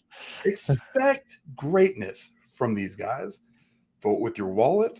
Don't buy. I mean, that's what I've been doing for the past year. I haven't been buying every single game that comes out. My backlog is actually manageable. Okay, so which game specifically do you think they showed that indicates to you that we're expecting less from our games? Say that one more time. I'm sorry. Which game was shown at the show that makes you think we're expecting less from our games? No. Again, I said the show was fine. It's not this show necessarily. So we're just talking about random. I'm just talking generally in the hobby that we've had for 40 plus years. I remember getting super excited by seeing a Game Informer article or a EGM, and just being like, man, I'm super pumped. And that was on paper. Like they have so much more, so many more outlets and media now that you can just, you can show some of this. Do you think that's because, do you think some of that is because we are so inundated nowadays with just how much content there is that are, we're jaded in a way? Because you got to remember when we were growing up, right, you get a handful of big releases a year. And so when we saw a written article about a big game that was, and it was our only way to learn about games coming, right? When we saw a written article about, for me, Phantasy Star 2, I'll go way back. I was I was going nuts, right? For months, I was going nuts. There's one game coming down the line that outside of an article, I knew nothing about, right? Whereas now, it felt great. But every day now, us, right? And a lot of people in the chat and listening to this, all we do all day long is talk about games, what's coming, development, platforms, developers, and it's nonstop. And so the ability for something to truly come out, in my opinion, and blow me away to where it's like, I'm mind blown is so rare nowadays. I can't even think of the last thing that I saw that was new and I genuinely thought this is mind blowing. That sucks. So what you just said sucks. But that's what you want, right? You want these guys. Dan, I think the reason that's happening though is because gamers are spoiled now. They've got 50 different options. They've got 50 different options every single day, whereas before it felt like you were getting better things because you were getting less and you appreciated it more. I think it's a perception problem. But if you look at developers back in the day, they felt absolutely no pressure to hear feedback from their audience and provide, constant updates and do all the stuff that they do now. Now, being a developer is hard. You have to have an entire team to handle community relations. And it's one of the, fastest growing departments within development companies. I think gamers are doing their part of expecting more from games. By and large, obviously there's some people, I'll shout out the Destiny community specifically, who I think just eats whatever garbage is thrown their way. That is a specific problem within that community. But I think by and large gamers do ask for a lot, and you can see that. In fact, the reaction to this digital event proves that you're wrong. Because the reaction of the digital event was everybody was upset that there wasn't more and said that it was an F grade. And then the people who saw the biggest game on the show, the Suicide Squad, were saying, oh, this looks terrible. So gamers they're going to have opinions. Let's just put it that way. They're always going to have opinions and always ask for more. So let me, there's the perfect comment. I told Luke I wanted to call this comment out because it felt almost like it speaks to the mentality we're talking about. So Luke, shout out to Xbox Expansion Pass, by the way, our good friend over there. He said Forza's expansion and Suicide Squad both look like games I'm going to play the hell out of, and somehow I'm still underwhelmed. And I guess that's kind of what I'm talking about. It's like if these games, because I know Luke well, he loves Forza Horizon, he loves superhero games, right? If he knows he's going to play these games and enjoy the hell out of them and probably put tens or even hundreds of hours into them, how do you come out of that still disappointed? Is it because you always want more or always want better? I don't know. I think in particular people, I think the problem with, I don't know what Forza's reaction was about really. I probably turned, anyway. But the Suicide Squad one, that one, I think people had in their brains what that game was going to be, and then clearly the developer had a different vision, and some people didn't jive with that, and I think that's fine. I think Rocksteady is absolutely making the game that they want to make. I don't think WB was like, oh, you have to include this sort of stuff in there, because Rocksteady's their golden goose, and I think that they made the game they want, and to me, it looks sick. The fact that it's a live service game doesn't scare me at all, because I'm enlightened and realize that live service can actually be awesome. I'm enlightened. And usually is. A lot of gamers out there are like Dan, stuck in the mud, just howling at the angry man shouting at cloud over live service stuff. But hate to break it to you, live service games are awesome, and when done right, they can be awesome. So you have Travis over here, you have Dan all the way over here. I'm right here. Live service games can be awesome. That's what I said. I said the exact. No, you same said like you. No, you said they are awesome. No, I said they can't. I said they are awesome when done right. That's the exact same thing as they can be awesome. That's fair. Yeah. That's fair. Yeah. But I mean, we have examples of both, right? We have great live service games and we have terrible live service games. I mean, just it's like wrote anything about else. all the live service games that suck and the never heard of IGN, man. I'm not reading your shit. All right. Well, yeah. I'm kidding. By the way, if you have, in all jokes aside, if you haven't checked out Travis's first editorial for IGN, please do, because it's on this topic, and I think you would find it interesting. All right, so let's get to some. Let me address some of these in the comments, because I think people talking who don't understand game development or it's so funny. People will comment on a genre they know nothing about as if they're an expert. It's very funny. Tao, I'm calling you out specifically. You don't know what he's talking about. Are you and Tao going at it again? No. I'm just saying his thing. He's saying when done right, which is close to never. Okay, well, why don't we just go ahead and look at all the games the past year that use the live service model that have done it right and prove you demonstrably false, because it's very easy to do.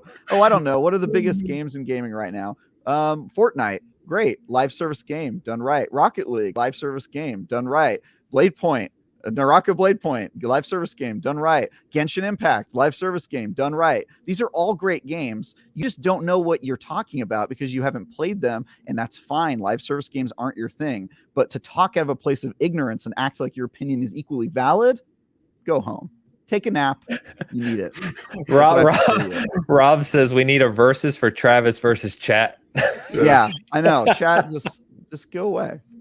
You don't know what you're talking about. No, don't go away. Don't listen to him. All right. All right. I'm trying to think of the order here, because I have comments on Suicide Squad as well and the rest of State of Play. While we're on the topic, there's actually a bunch of stuff in the super chat. So let's go through and get caught up on the super chats, and then I want to touch on Suicide Squad a little further. Perfect. And starting with Tao with a $10 super chat. Suicide Squad did not look well, in my opinion. A Frankenstein version of Destiny, Crackdown, and Gotham Knights. He's probably not wrong there. I'm just going to throw that in there. Just not hoping. Hoping my brothers don't want to play it. Get rid of these bad gas live service games. So, and to be fair to Tao, right? I would say, again, I always say this, I know, but in my feed, in the stuff that I see, I saw more disappointment for sure. Suicide Squad than excitement, right? There was for sure more disappointment. I just think that people are fairly close-minded about this sort of stuff. And the thing is, Rocksteady's making the game that they want to make. They're a supremely talented studio. They've never missed, in this man's humble opinion.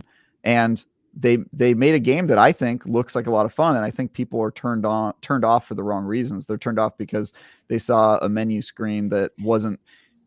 People have this problem where when they see a developer make one game, they think that every game should be like that, and any deviation from that is them going against what they wanted to build, or, oh, this is BioWare making Anthem, like being forced to make a game that they didn't want to make. You don't have any data to support that. As far as we know, Rocksteady wanted to make this game. They wanted to make a live service game. They wanted to make a game where you're flying around on zip lines and floating through the air and all that stuff. And they're doing it. All right. Unless you have some, crazy, groundbreaking news report on WB pressures Rocksteady into making a live service game and says you can't have a grounded rhythm-based combat system like you did with Gotham. I think that if Rocksteady wanted to make another Gotham game, WB would be like, yes, please. Can we just print that money? But they wanted to make this game, and they're getting a chance to make the game they wanted. And it looks fun to me. And I think people are being turned off because it's not exactly like the last game they made. And they're going, oh, look, there's so many developers out there that have made great games that are nothing like anything they've made before. Sea of Thieves. Rare did never made a game like Sea of Thieves. And then they made Sea of Thieves. It's an awesome game now. Grounded. Obsidian has never made a survival game, and they made it, and it's one of the best games that came out last year. Developers, they're creative people who have a desire to make new things. Bungie didn't want to work on Halo forever, right? They wanted to go build something new, and they did that. And I think that looking at a developer and expecting them to just be in that hamster wheel, churning out the exact same experience that you wanted every couple of years, is a crazy way to think. And I think it's going to be a good game. I trust Rocksteady. And if I'm wrong, fine. I'm happy to be wrong if the game ends up being bad. Gotham Knights was bad, and I was the first person to give it a 5 out of 10. But I think that the reaction to this is largely reactionary. It's people going, "Oh, this isn't the thing I thought it was going to be. It's not the thing I'm used to." That's okay. Why can't they have that thought? They can have that, but it's the same thing as old people shouting at that. The rap music, it's so promiscuous. It's the exact same kind of reaction. It's not even close. It is. It's literally them going, "Oh, they're dancing while touching. Why this is so different from when I was a kid." Like, it's so cringy. It's so cringy to see the reactionary reaction. I think that was a leap, but you had me till that. I think you took a leap there, but you had me. I mean, it's the same mentality. It wasn't the thing that that was acceptable a couple years ago. If you're going to a restaurant for like 20 something years and you're getting this beautiful ribeye steak, and then the next time you go, all of a sudden it's some kind of plant-based weird mushy thing, you're going to be like, "Hey, this isn't my steak." There you go. And there it is. Dan is serving as an avatar for how the internet thinks and why it's wrong. Because game developers are not restaurants. They're not manufacturing widgets. Okay. They are creative outlets. And if it's the same thing as the movie industry is a way better example. If they made a movie that you really liked, and then the next time they made a movie, it wasn't the exact same genre, the exact same actors, they weren't Quentin Tarantinoing, and then you were like, "Oh my God, this is a completely different thing." That would be an insane way to think, because you understand that movies are a creative medium and that the next movie isn't supposed to be the same as the last. But the problem with consumers, the reason they're so stupid, is that they think they're ordering a steak. And if they don't get a steak, the sequel, and the third time, they're upset. And that's just not how creative medium work. It's not a restaurant. It's a video game. It's a completely different thing. Okay, fine. It's a steak, all right? Next time you go in, it's a little tiny bite-sized portion with a bunch of flowers on it and some kind of weird sauces wrapped around it. And they were like, "Oh, hey, look at that. Look how creative I could be. With my little tiny steak. I'm going to charge you the same amount of money. Actually, I'm going to charge you more, and you're going to get way less, and not what you were expecting literally at all." And I'm not saying, and you can have that opinion, right? I'm not saying you're wrong either, though, right? I totally understand where you're coming from, but people have certain expectations, and they can have those expectations because that's what they've seen for 20 years. And now absolutely, they can have those expectations. I'm not saying they can't. I'm just saying they're stupid for it. That's all. Okay, well, that's it. I'm just saying they're dumb. I'm just saying that they're the main character from Green Eggs and Ham, and it's hilarious to me that they think that they know what they're talking about. That's all. Oh, I have no idea what I'm talking about. I'm just going to point out that analogies are not our strong point here. Clearly. We're doing our best. Yeah, clearly. Listen, the way I look at it, I'm with you. I mean, if devs want to make a certain kind of game, and they can 100% do that. I don't have to like it, and I just won't buy it. Big deal. It's done. It's over with. But to say that, after all these other games or whatever that you've made, and then all of a sudden this is completely different. BioWare is kind of the same way. It's just like, "Hey, look, this, and then here's Anthem," right? And it was just like, wow. And I loved Anthem. Don't get me wrong. I'm one of the few supporters of Anthem, not in maybe the traditional live service model, but as far as a game and fun combat and stuff, it was great. But I mean, it's okay to have those expectations. It's okay for those people to have them, and it's okay for them to be disappointed. And they're not stupid for being disappointed. They just are different, And let the devs do whatever they're going to do. Totally understand. I'm in between you guys because I see both sides of the coin here. I really do, and I don't want to cop out because I generally agree with Travis here. Not saying I don't agree with you, Dan, but I think it is an error to expect when Rocksteady got famous for making Arkham, as we all know, right? And I think Travis has a valid point that there are people out there that were expecting Arkham, right? And this is clearly not Arkham. But shouldn't it be fair to say that we know that Rocksteady moved on from Arkham? They've spent years making this new game. They're super excited about the new game. this is the new game they want to make. It's perfectly fine, to your point, Dan, to say that this is not what I was expecting. It's not for me. I'm not going to play it. That's fine. But I think people getting mad at Rocksteady for what Suicide Squad is the problem, right?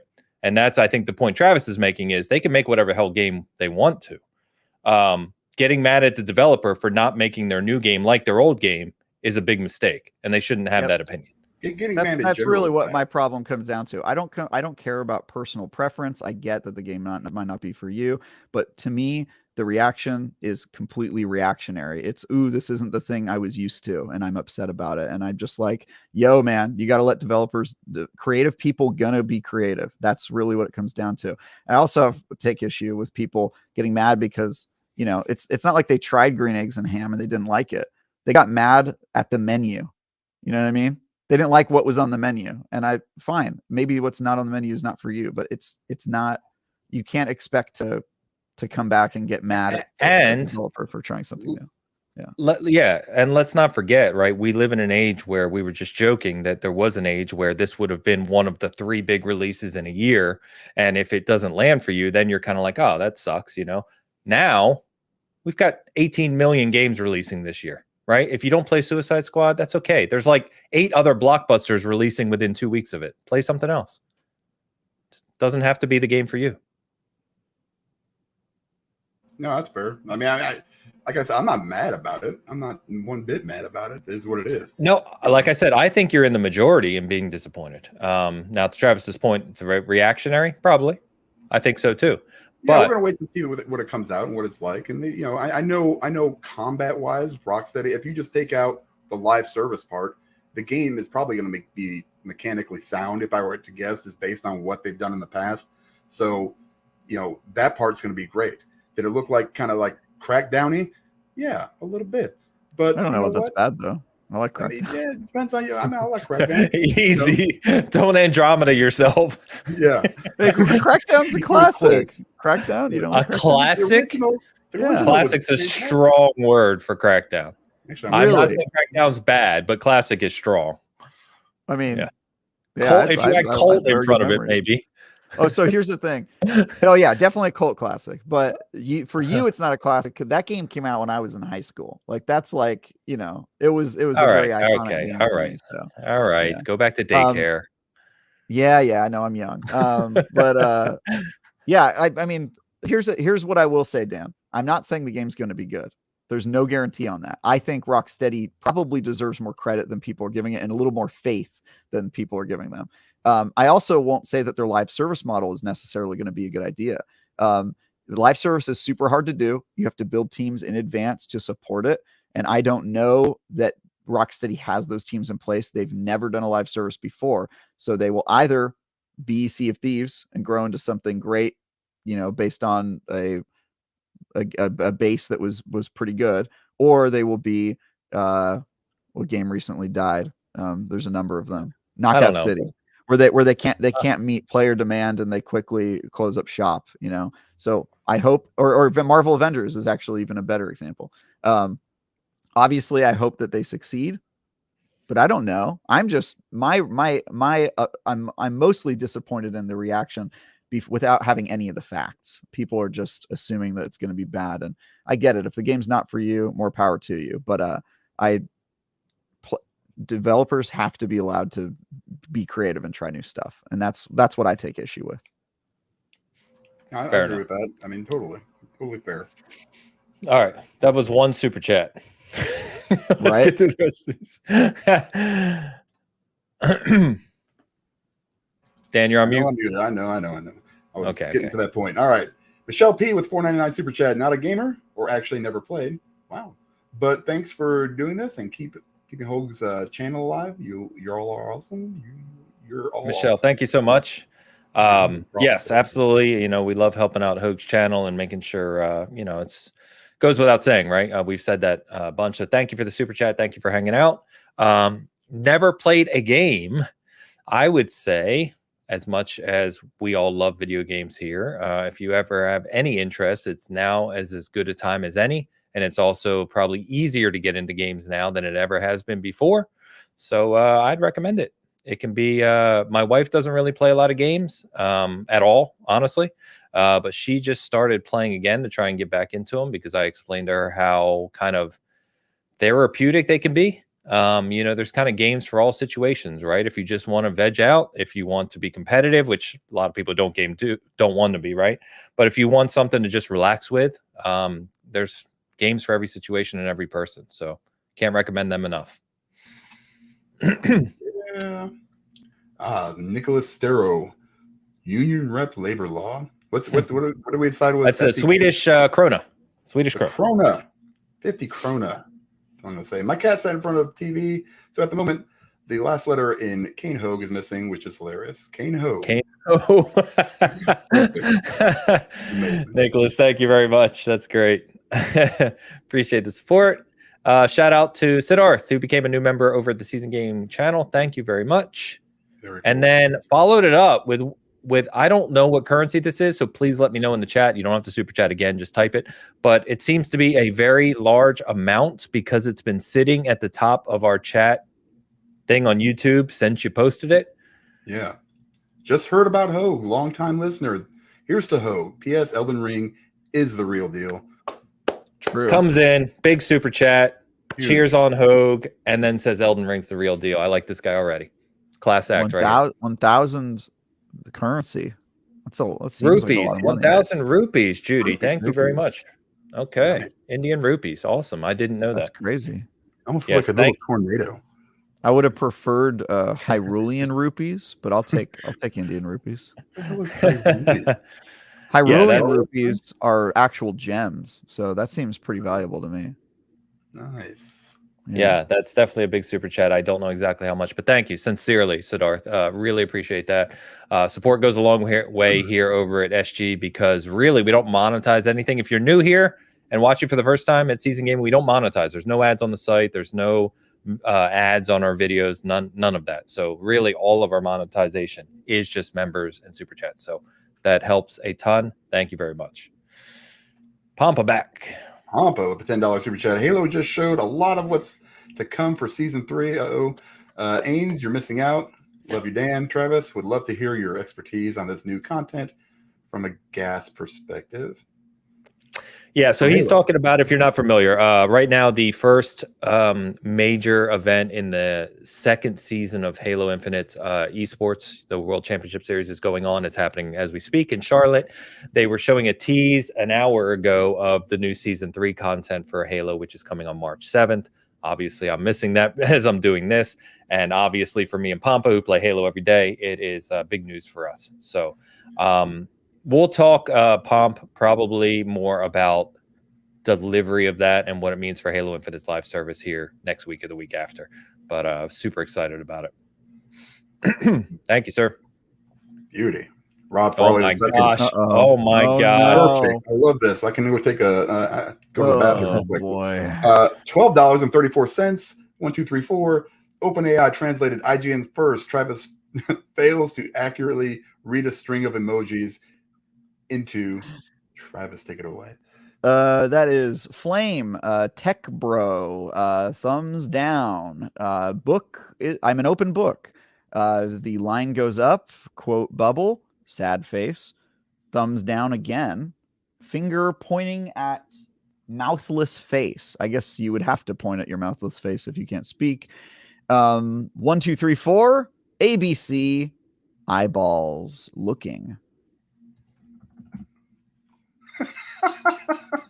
Is that everything? Did you get them all? Apparently not realizing the irony of its own failure to do the opposite. Wowzers. Wow. That's awesome, Rob. Thank you very much, sir. Mistake. Yeah. And we have another Tal super chat. Tal's coming back. Oh boy. Fire. By Travis's logic, I guess I shouldn't have expected more for Suicide Squad. Oh well, guess I always have my indies. Those never fail. Well, I mean, that is a fantastic straw man of my argument. You should always expect more from your games. The fact that you expected them to do the exact same thing that they're known for makes you maybe not the best advocate for developers. Yeah, it's okay. Tal, I'm just gonna have to have you on Bitcast at this point. There's We'll any figure that money. out. Thank you for the super chats and support as always, Tao. And Laura Lenny's back. Man, you guys are all over the place here. Laura Lenny with the $6.99 Canadian. Thoughts on VR for bedridden children in hospitals could help mental health. Suggest an easy, non-techie people wanting to try it. Thanks. Wait. Human overcome by hand gesticulation. Yes, thanks. And then shrimp fried rice. There you go. No, that's nice. What it is. That makes sense. Shrimp fried rice, yes. So Laura, if you're not aware, we have had people on this show. There's a doctor I've spoken to multiple times named Rachel Cowart. I will shout her out. You can find her on Twitter. She has an entire channel dedicated to the mental health of gaming, how it can impact mental health in all kinds of situations from a psychological perspective with actual studies and evidence. She is the director at takethis.org for that research and work. So she's made a career out of it. She is fantastic. She's one of the nicest people I've ever talked to. And she is super, super knowledgeable about this stuff. So to your comment about mental health, 100% yes. You can also, on the cover of seasongaming.com, our main site, you'll see Good in Gaming, where we highlight all of these types of things as well. That relate from gaming and how it can have a positive impact on people. So highly recommend all of that.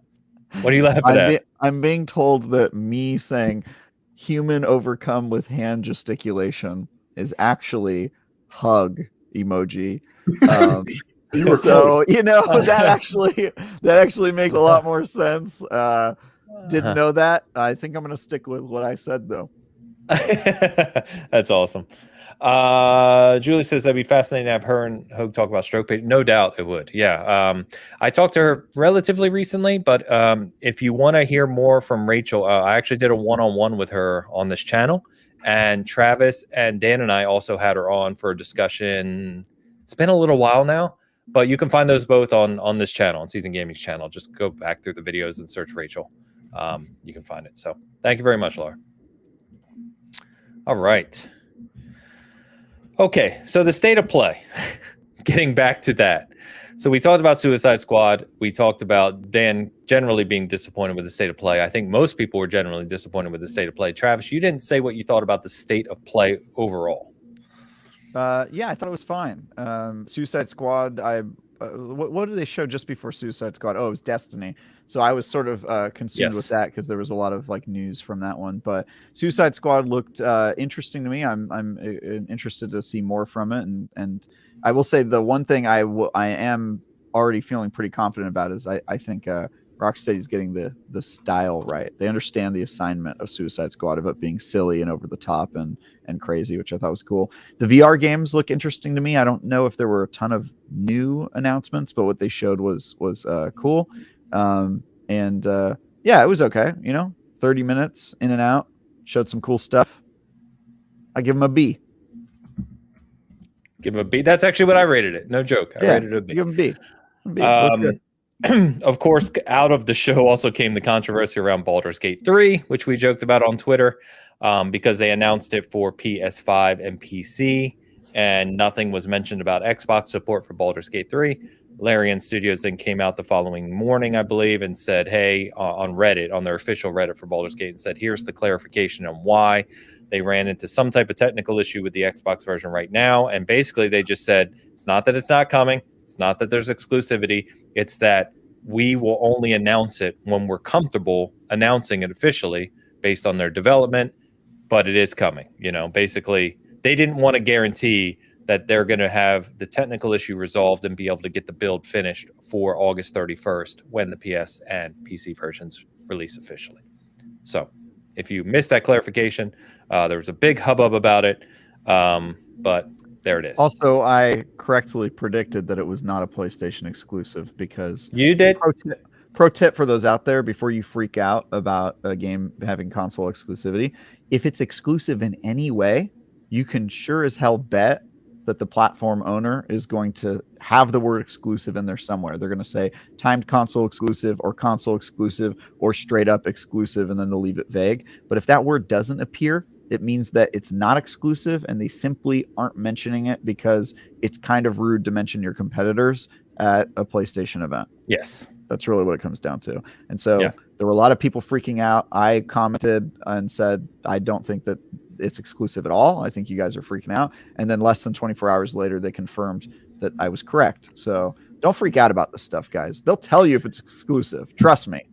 Yeah, they get paid to, right? Yeah. So I think that's the lesson, because a lot of people kind of came at me. I posted about this, and all kinds of stuff went off. And what I was trying to say is just like, again, it kind of goes back to what we were joking about with the expectations of games themselves. Is we're so used to news being instant now. Like everything has to be instant, and it's like, just give the developer a moment to talk about what they're doing and let them explain themselves. We jump to conclusions way too quickly. It was, and not to backtrack, because I too was disappointed when I didn't see Xbox, and I posted that, but I left it at that, right? Disappointing not to see Xbox announced right here. But people just immediately went at Larian and, oh, you've signed with Sony and you're not developing for Xbox, and why do you hate Xbox? And the director over at Larian basically was coming on Twitter and just saying, calm down, like, slow down. And I think all of us would, learn something by just not racing to the worst possible conclusion immediately at every news thing.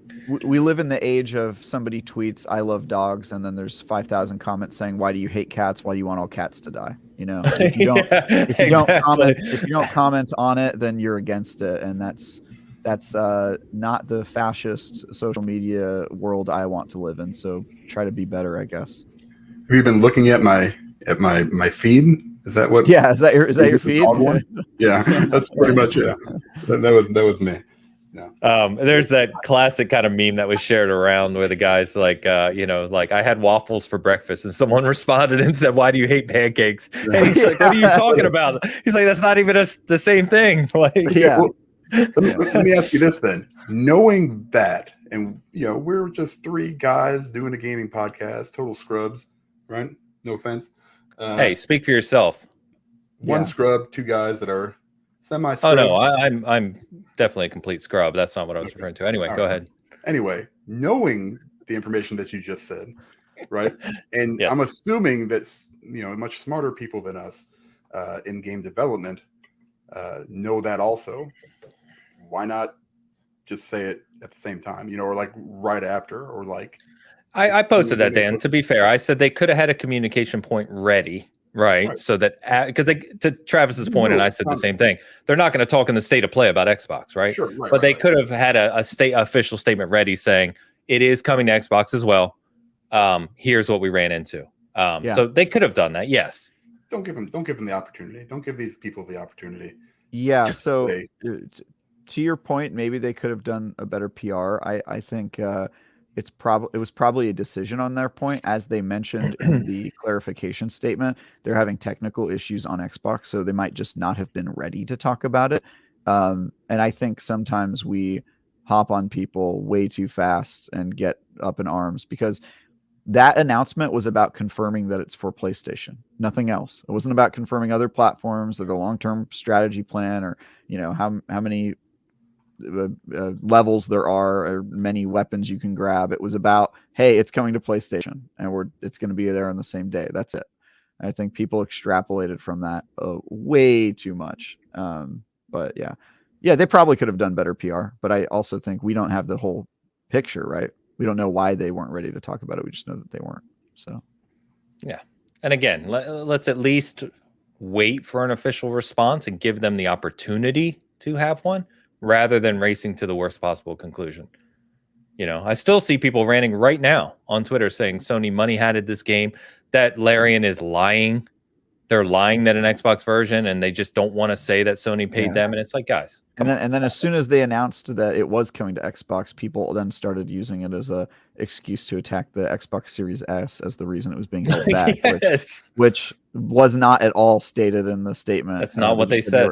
They said they were having tech issues. They didn't say it was the Series S. I read the statement twice just to make sure I wasn't freaking out. But yeah, it's interesting. Yeah. Anyway, Last thing I wanted to touch on, guys, is around Blumhouse. So if you're not familiar with Blumhouse, they are a movie studio, Blumhouse Productions. They do a lot of horror movies for horror kind of fanatics like me. They have become kind of amazing in recent years because they've produced a lot of kind of, higher budget horror movies.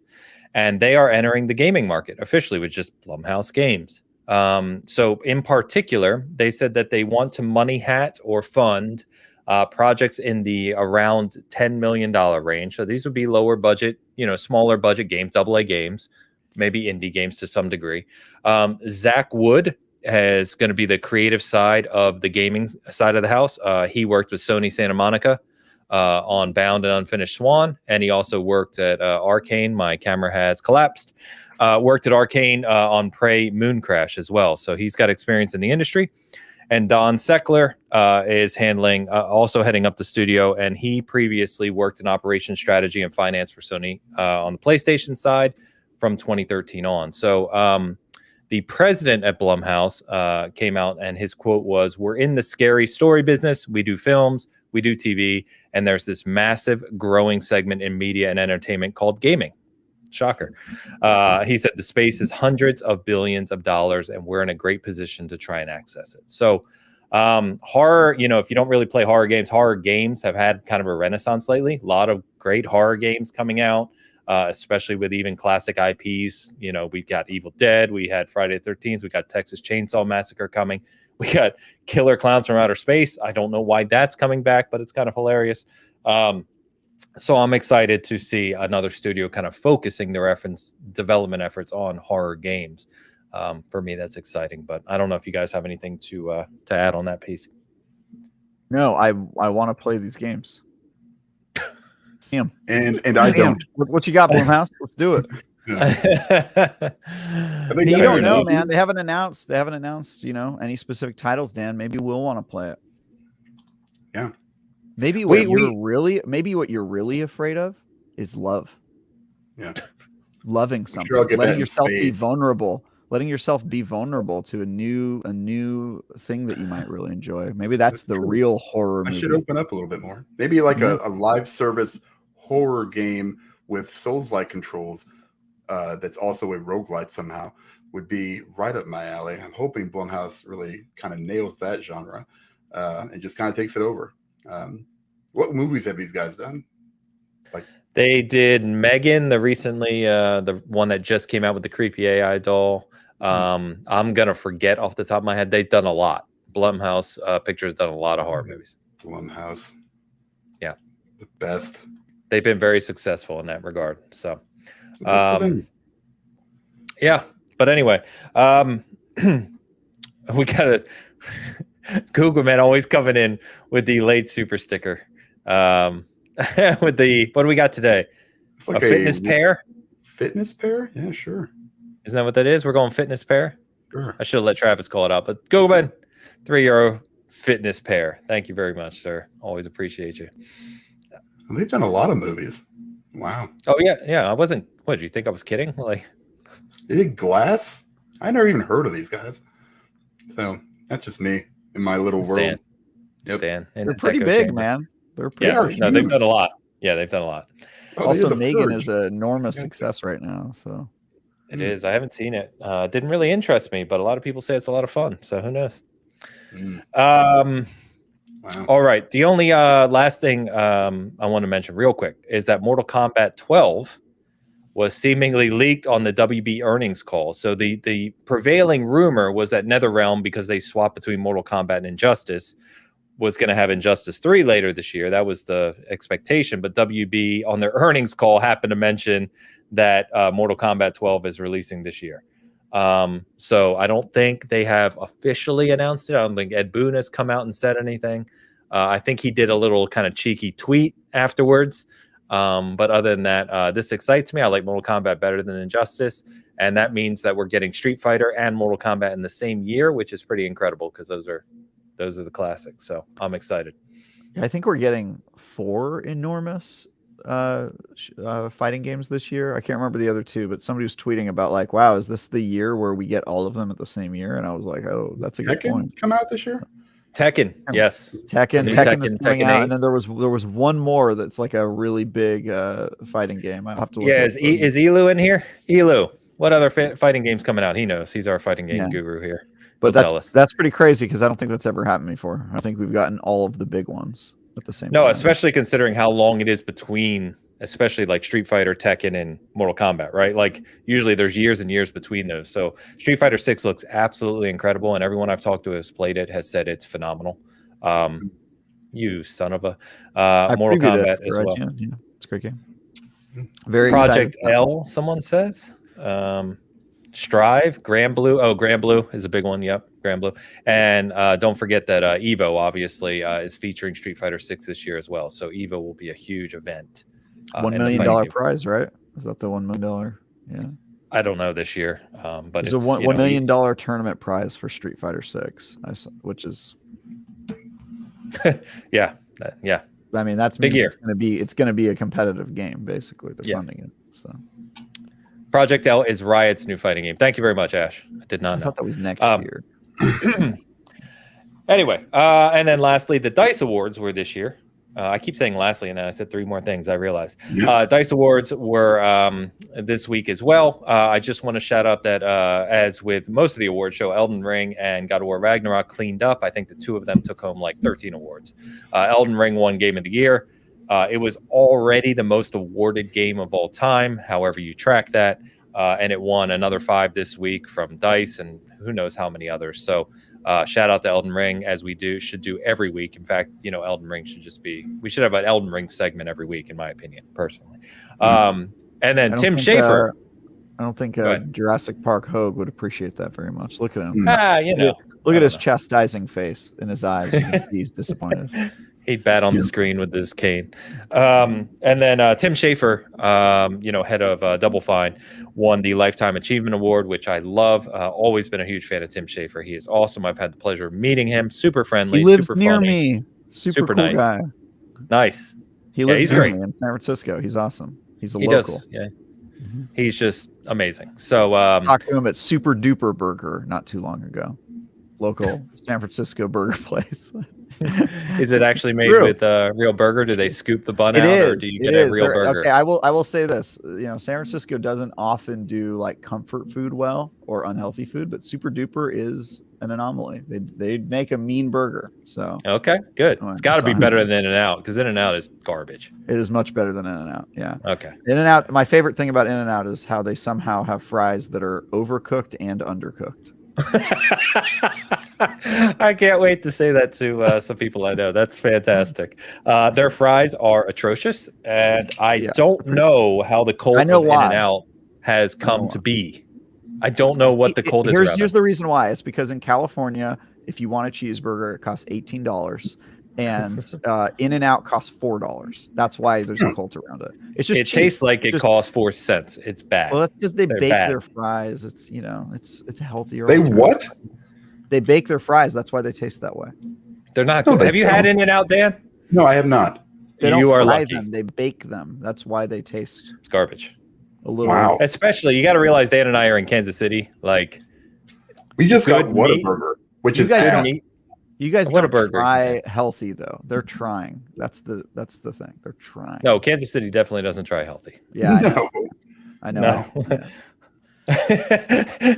Julia said Dan's reaction to the baked fries. Who the hell does that? What? It's California, man. I don't know what you want. They're trying to get away from the weighing 400 pounds. Guys, I beg you, and I'm from California, and my family's in California. Please try other burger places. In-N-Out isn't it. I promise you, they're not it. The burger's not it. The fries are. They're an abomination. Is probably the best word. We have good burger places here. We do. Yeah. Even Shake Shack. Go to Shake Shack. Stop going In-N-Out. Shake Shack's way better than In-N-Out. What a Five Guys, because it's they're better not than $4. It's really what it's about. It's the $4 cost. That's what it's about. Yeah, it's bad. It's bad. It's funny because I used to fly out to LA for work, and my boss would be like, "Oh, let's go grab some In-N-Out." I'm like, "If you weren't my boss, I would not be going here right now." I don't understand this whole baking thing. Like, this is really bothering me. Okay, so Like what? Dan, They put it in an oven? where fries get their flavor from, because potatoes are kind of benign flavored. Right, it's cooking it in mashed potatoes, they get it from the butter. You mix butter in there and some creams, right? In fries, they get their flavor from oil, from fat. Yes. You fry them, and Californians are more averse to fried foods than plenty of other states, and so baked fries. And guess what? When you taste them, you're like, damn, this tastes. I feel significantly less bad about my decision than I would if they were fried. But also, do they taste as good as fried? Of course not. They also don't taste as good as, cooking something in pure butter, but we try to stay away from that because we're Californians. So I see more and more places around here now, like if you want really good fries, you get duck fat fries. That's the way to make it. They're amazing. Yeah. Oh, funny enough, right amazing. As I said that, Laura Lenny just said duck fat fries. No doubt. Duck fat fries are great, but also, why? You will die faster. I agree. And like, this is my dilemma. This is why I only eat fries and a burger like once a month, because of that reason. But if you're going to eat a burger and you're going to eat fries, for God's sakes, get something worthwhile. Yeah. I don't think baked fries are the worst. I'm going to go ahead and be on the, I'm going to be in the middle on this one and say In-N-Out, definitely not a fantastic burger place, but also it has its advantages. Convenience, it's cheap, it's less painful than eating at a McDonald's or what have you, which are also basically. I don't know if it is. Oh, it is. No, like in terms of like what it does to your body, less painful for sure. Yeah, that's fair. Okay, all right. I'll let you have it feels that a lot cleaner. It feels a lot cleaner than eating at a traditional. This is true. It does. Dan, we have to travel sometime. I want to be there in person when we take you to In-N-Out. I'm not even gonna go. How do you not have a I'm gonna order you a tray. They serve them in little troughs like you're a pig. I'm gonna order you one of those for your baked fries. It's gonna be my gift when you come to California. I'm having a hard time even believing that you're saying this. I don't even know how we got onto this, but here's my question, Dan, though. Have you never baked fries like at your house? Like frozen fries? What? Because isn't that how you cook them by default unless you have a deep fryer? Absolutely not. You have a deep fryer. A deep fat fryer and you fry them. I mean, who in the hell do I look like? I bake fries? And typically, Travis, just to make a point there, like frozen fries you buy, right? They usually have stuff on them because they know you're going to be baking them, so they'll have oils and other stuff, right? True. That's fair. So, that's fair. You can also air fry. You can air fry. Yeah, it's a big thing now. Yeah. My oven doesn't air fry. I will say this, guys: the best burger places in California, you've never heard of because they only have 1 or 2 locations. Everything, especially where I live in San Francisco, everything is local. We don't really do chains. So, we have good food here, guys. Actually, great food. I don't believe you, but the best. You just don't know. You just don't know. I love that I'm born in San Francisco and I still give you crap about it. I know. What the heck? You're supposed to be on my team, bro. Aren't you a Niners fan? What the? Yeah. By the way, Amazing Meta with a $5 super chat over on Hoeg saying baked fries have broken Dan. They really have. They really have. He won't sleep tonight. Yeah. Like literally, I'm waiting to go outside and like talk to my wife about this and have this discussion. There is no way that's good. Like, you don't get crispiness. You don't get baked fries are, there's a reason people don't do that. It's because it's garbage. I mean, why am I paying money for it? That's stupid. I literally go through like a fryer a year. Like, I buy a new deep fryer every year because that's the way to do it. It's not huge, but it's big enough to, do what I need to do. Hell, put it in a pan, people. Jeez, I mean, what? I will say I'm one of the few Californians who owns a deep fryer, but I use it mostly to make my world famous tortilla chips. So I do want to address one thing. I see a couple people in the chat. Sorry, it's kind of moved all over the place, but said animal style, and I've heard this argument before, and I would like to counter it. Okay, because if you have to put a special sauce on your burger or your fries to make them edible, you've already lost the argument. You shouldn't have to order some type of style to make your burger taste edible. So that's not an argument. Well, here's the thing. So you're not getting the flavor from fat.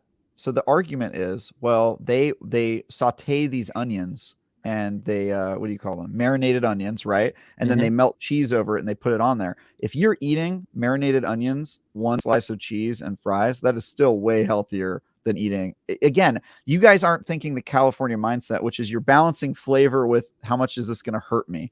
And you know, in Kansas, that's not part of the equation. It's just 100%. Does it taste good? That's the only thing you care about. I think our argument is if you're going to have burgers and fries, they should taste good. Like if you're trying to be healthy, you don't eat burgers and fries.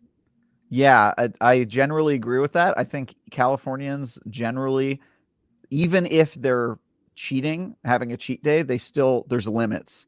There's some like, no, let's still try to be somewhat good. Although to be fair, I say that and then like I'll crave pizzas and I'll make pizzas at home, but I make them like extra thin crust, turkey pepperoni, you're trying your best. light cheese. So I do it to some degree. There's a middle ground. And you know what? I think there's room for all colors. I think there's room for, you know, mom and pop shop, super luxe experience, ultra cheap, you know, McDonald's that's terrible for you and you have to take a 4-hour nap afterwards.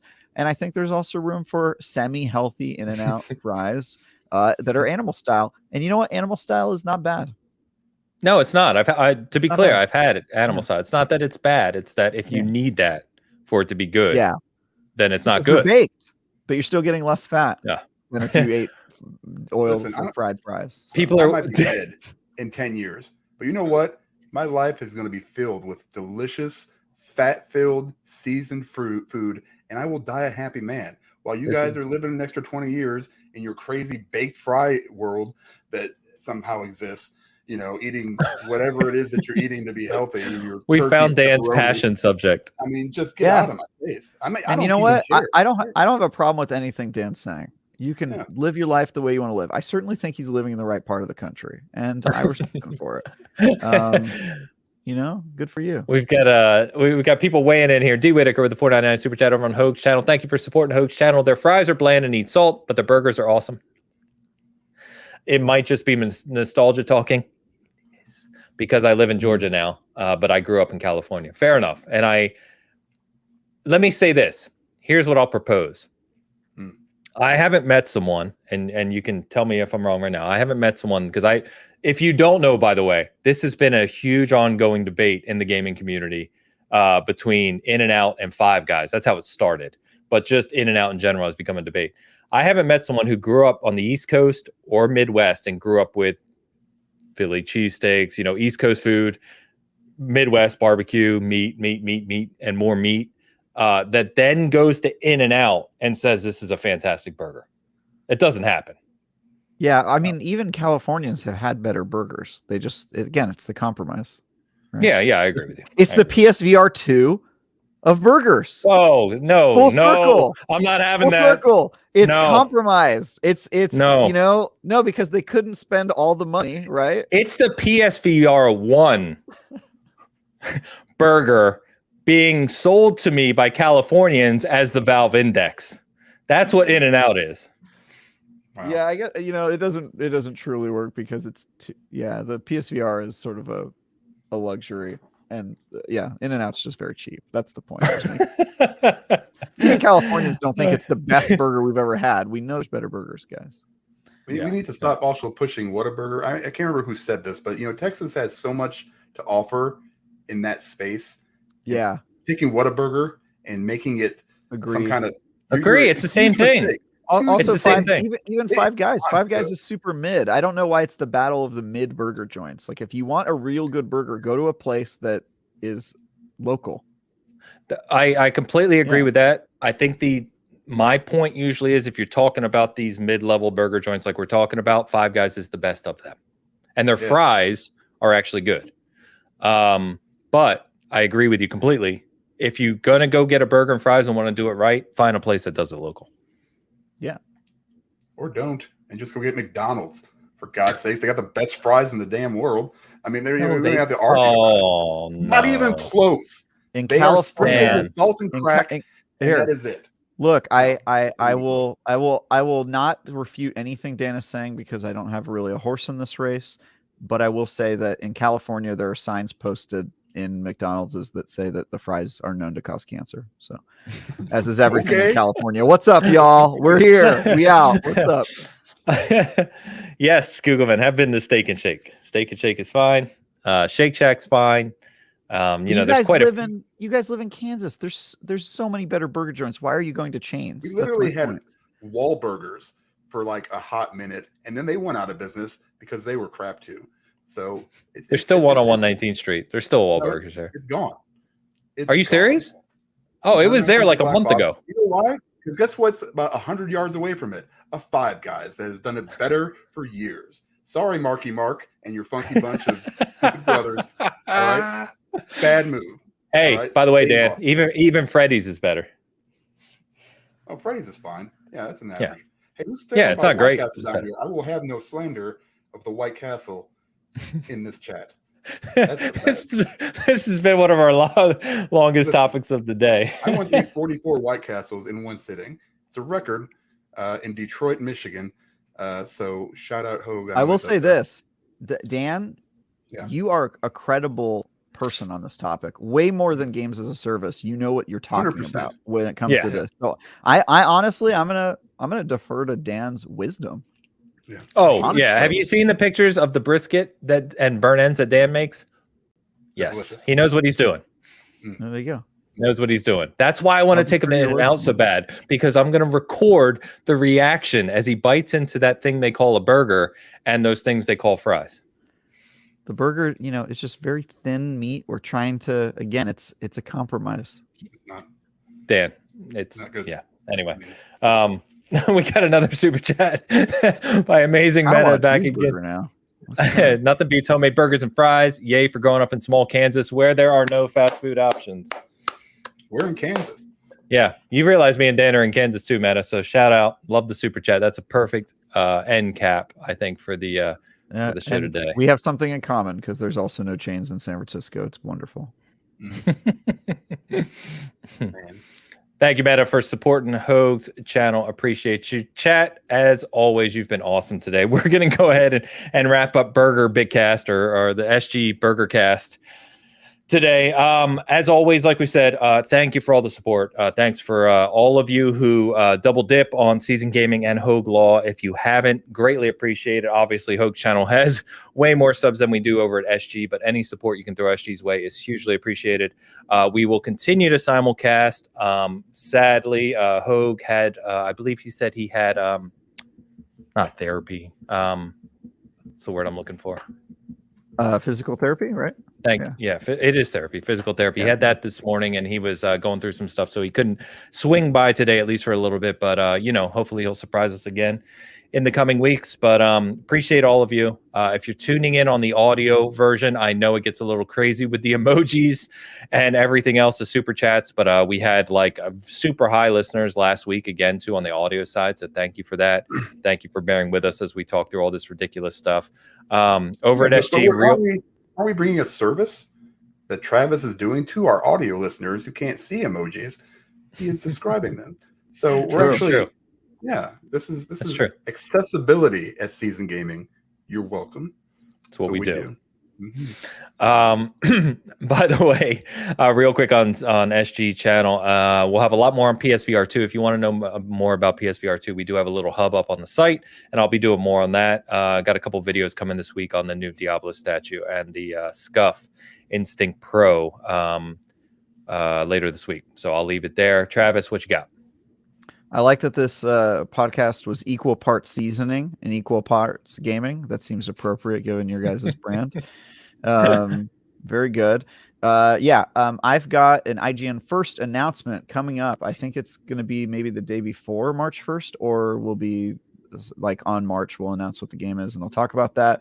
Until then, my next review is Destiny 2 Lightfall. So I'm going to be working on that starting Tuesday.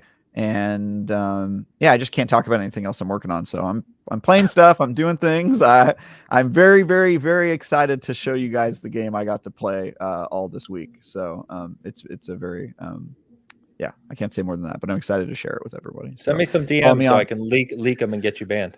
Nah, DM. So you can follow me on Twitter where you can DM me. I will not leak things to you though. At Ty Guy Travis. Appreciate you. Thank you again, everyone. We will see you next Sunday, same time, same places. And until then, I hope you have a good week. I hope you have a good burger. Please don't go to In-N-Out. We will see you next week. Peace.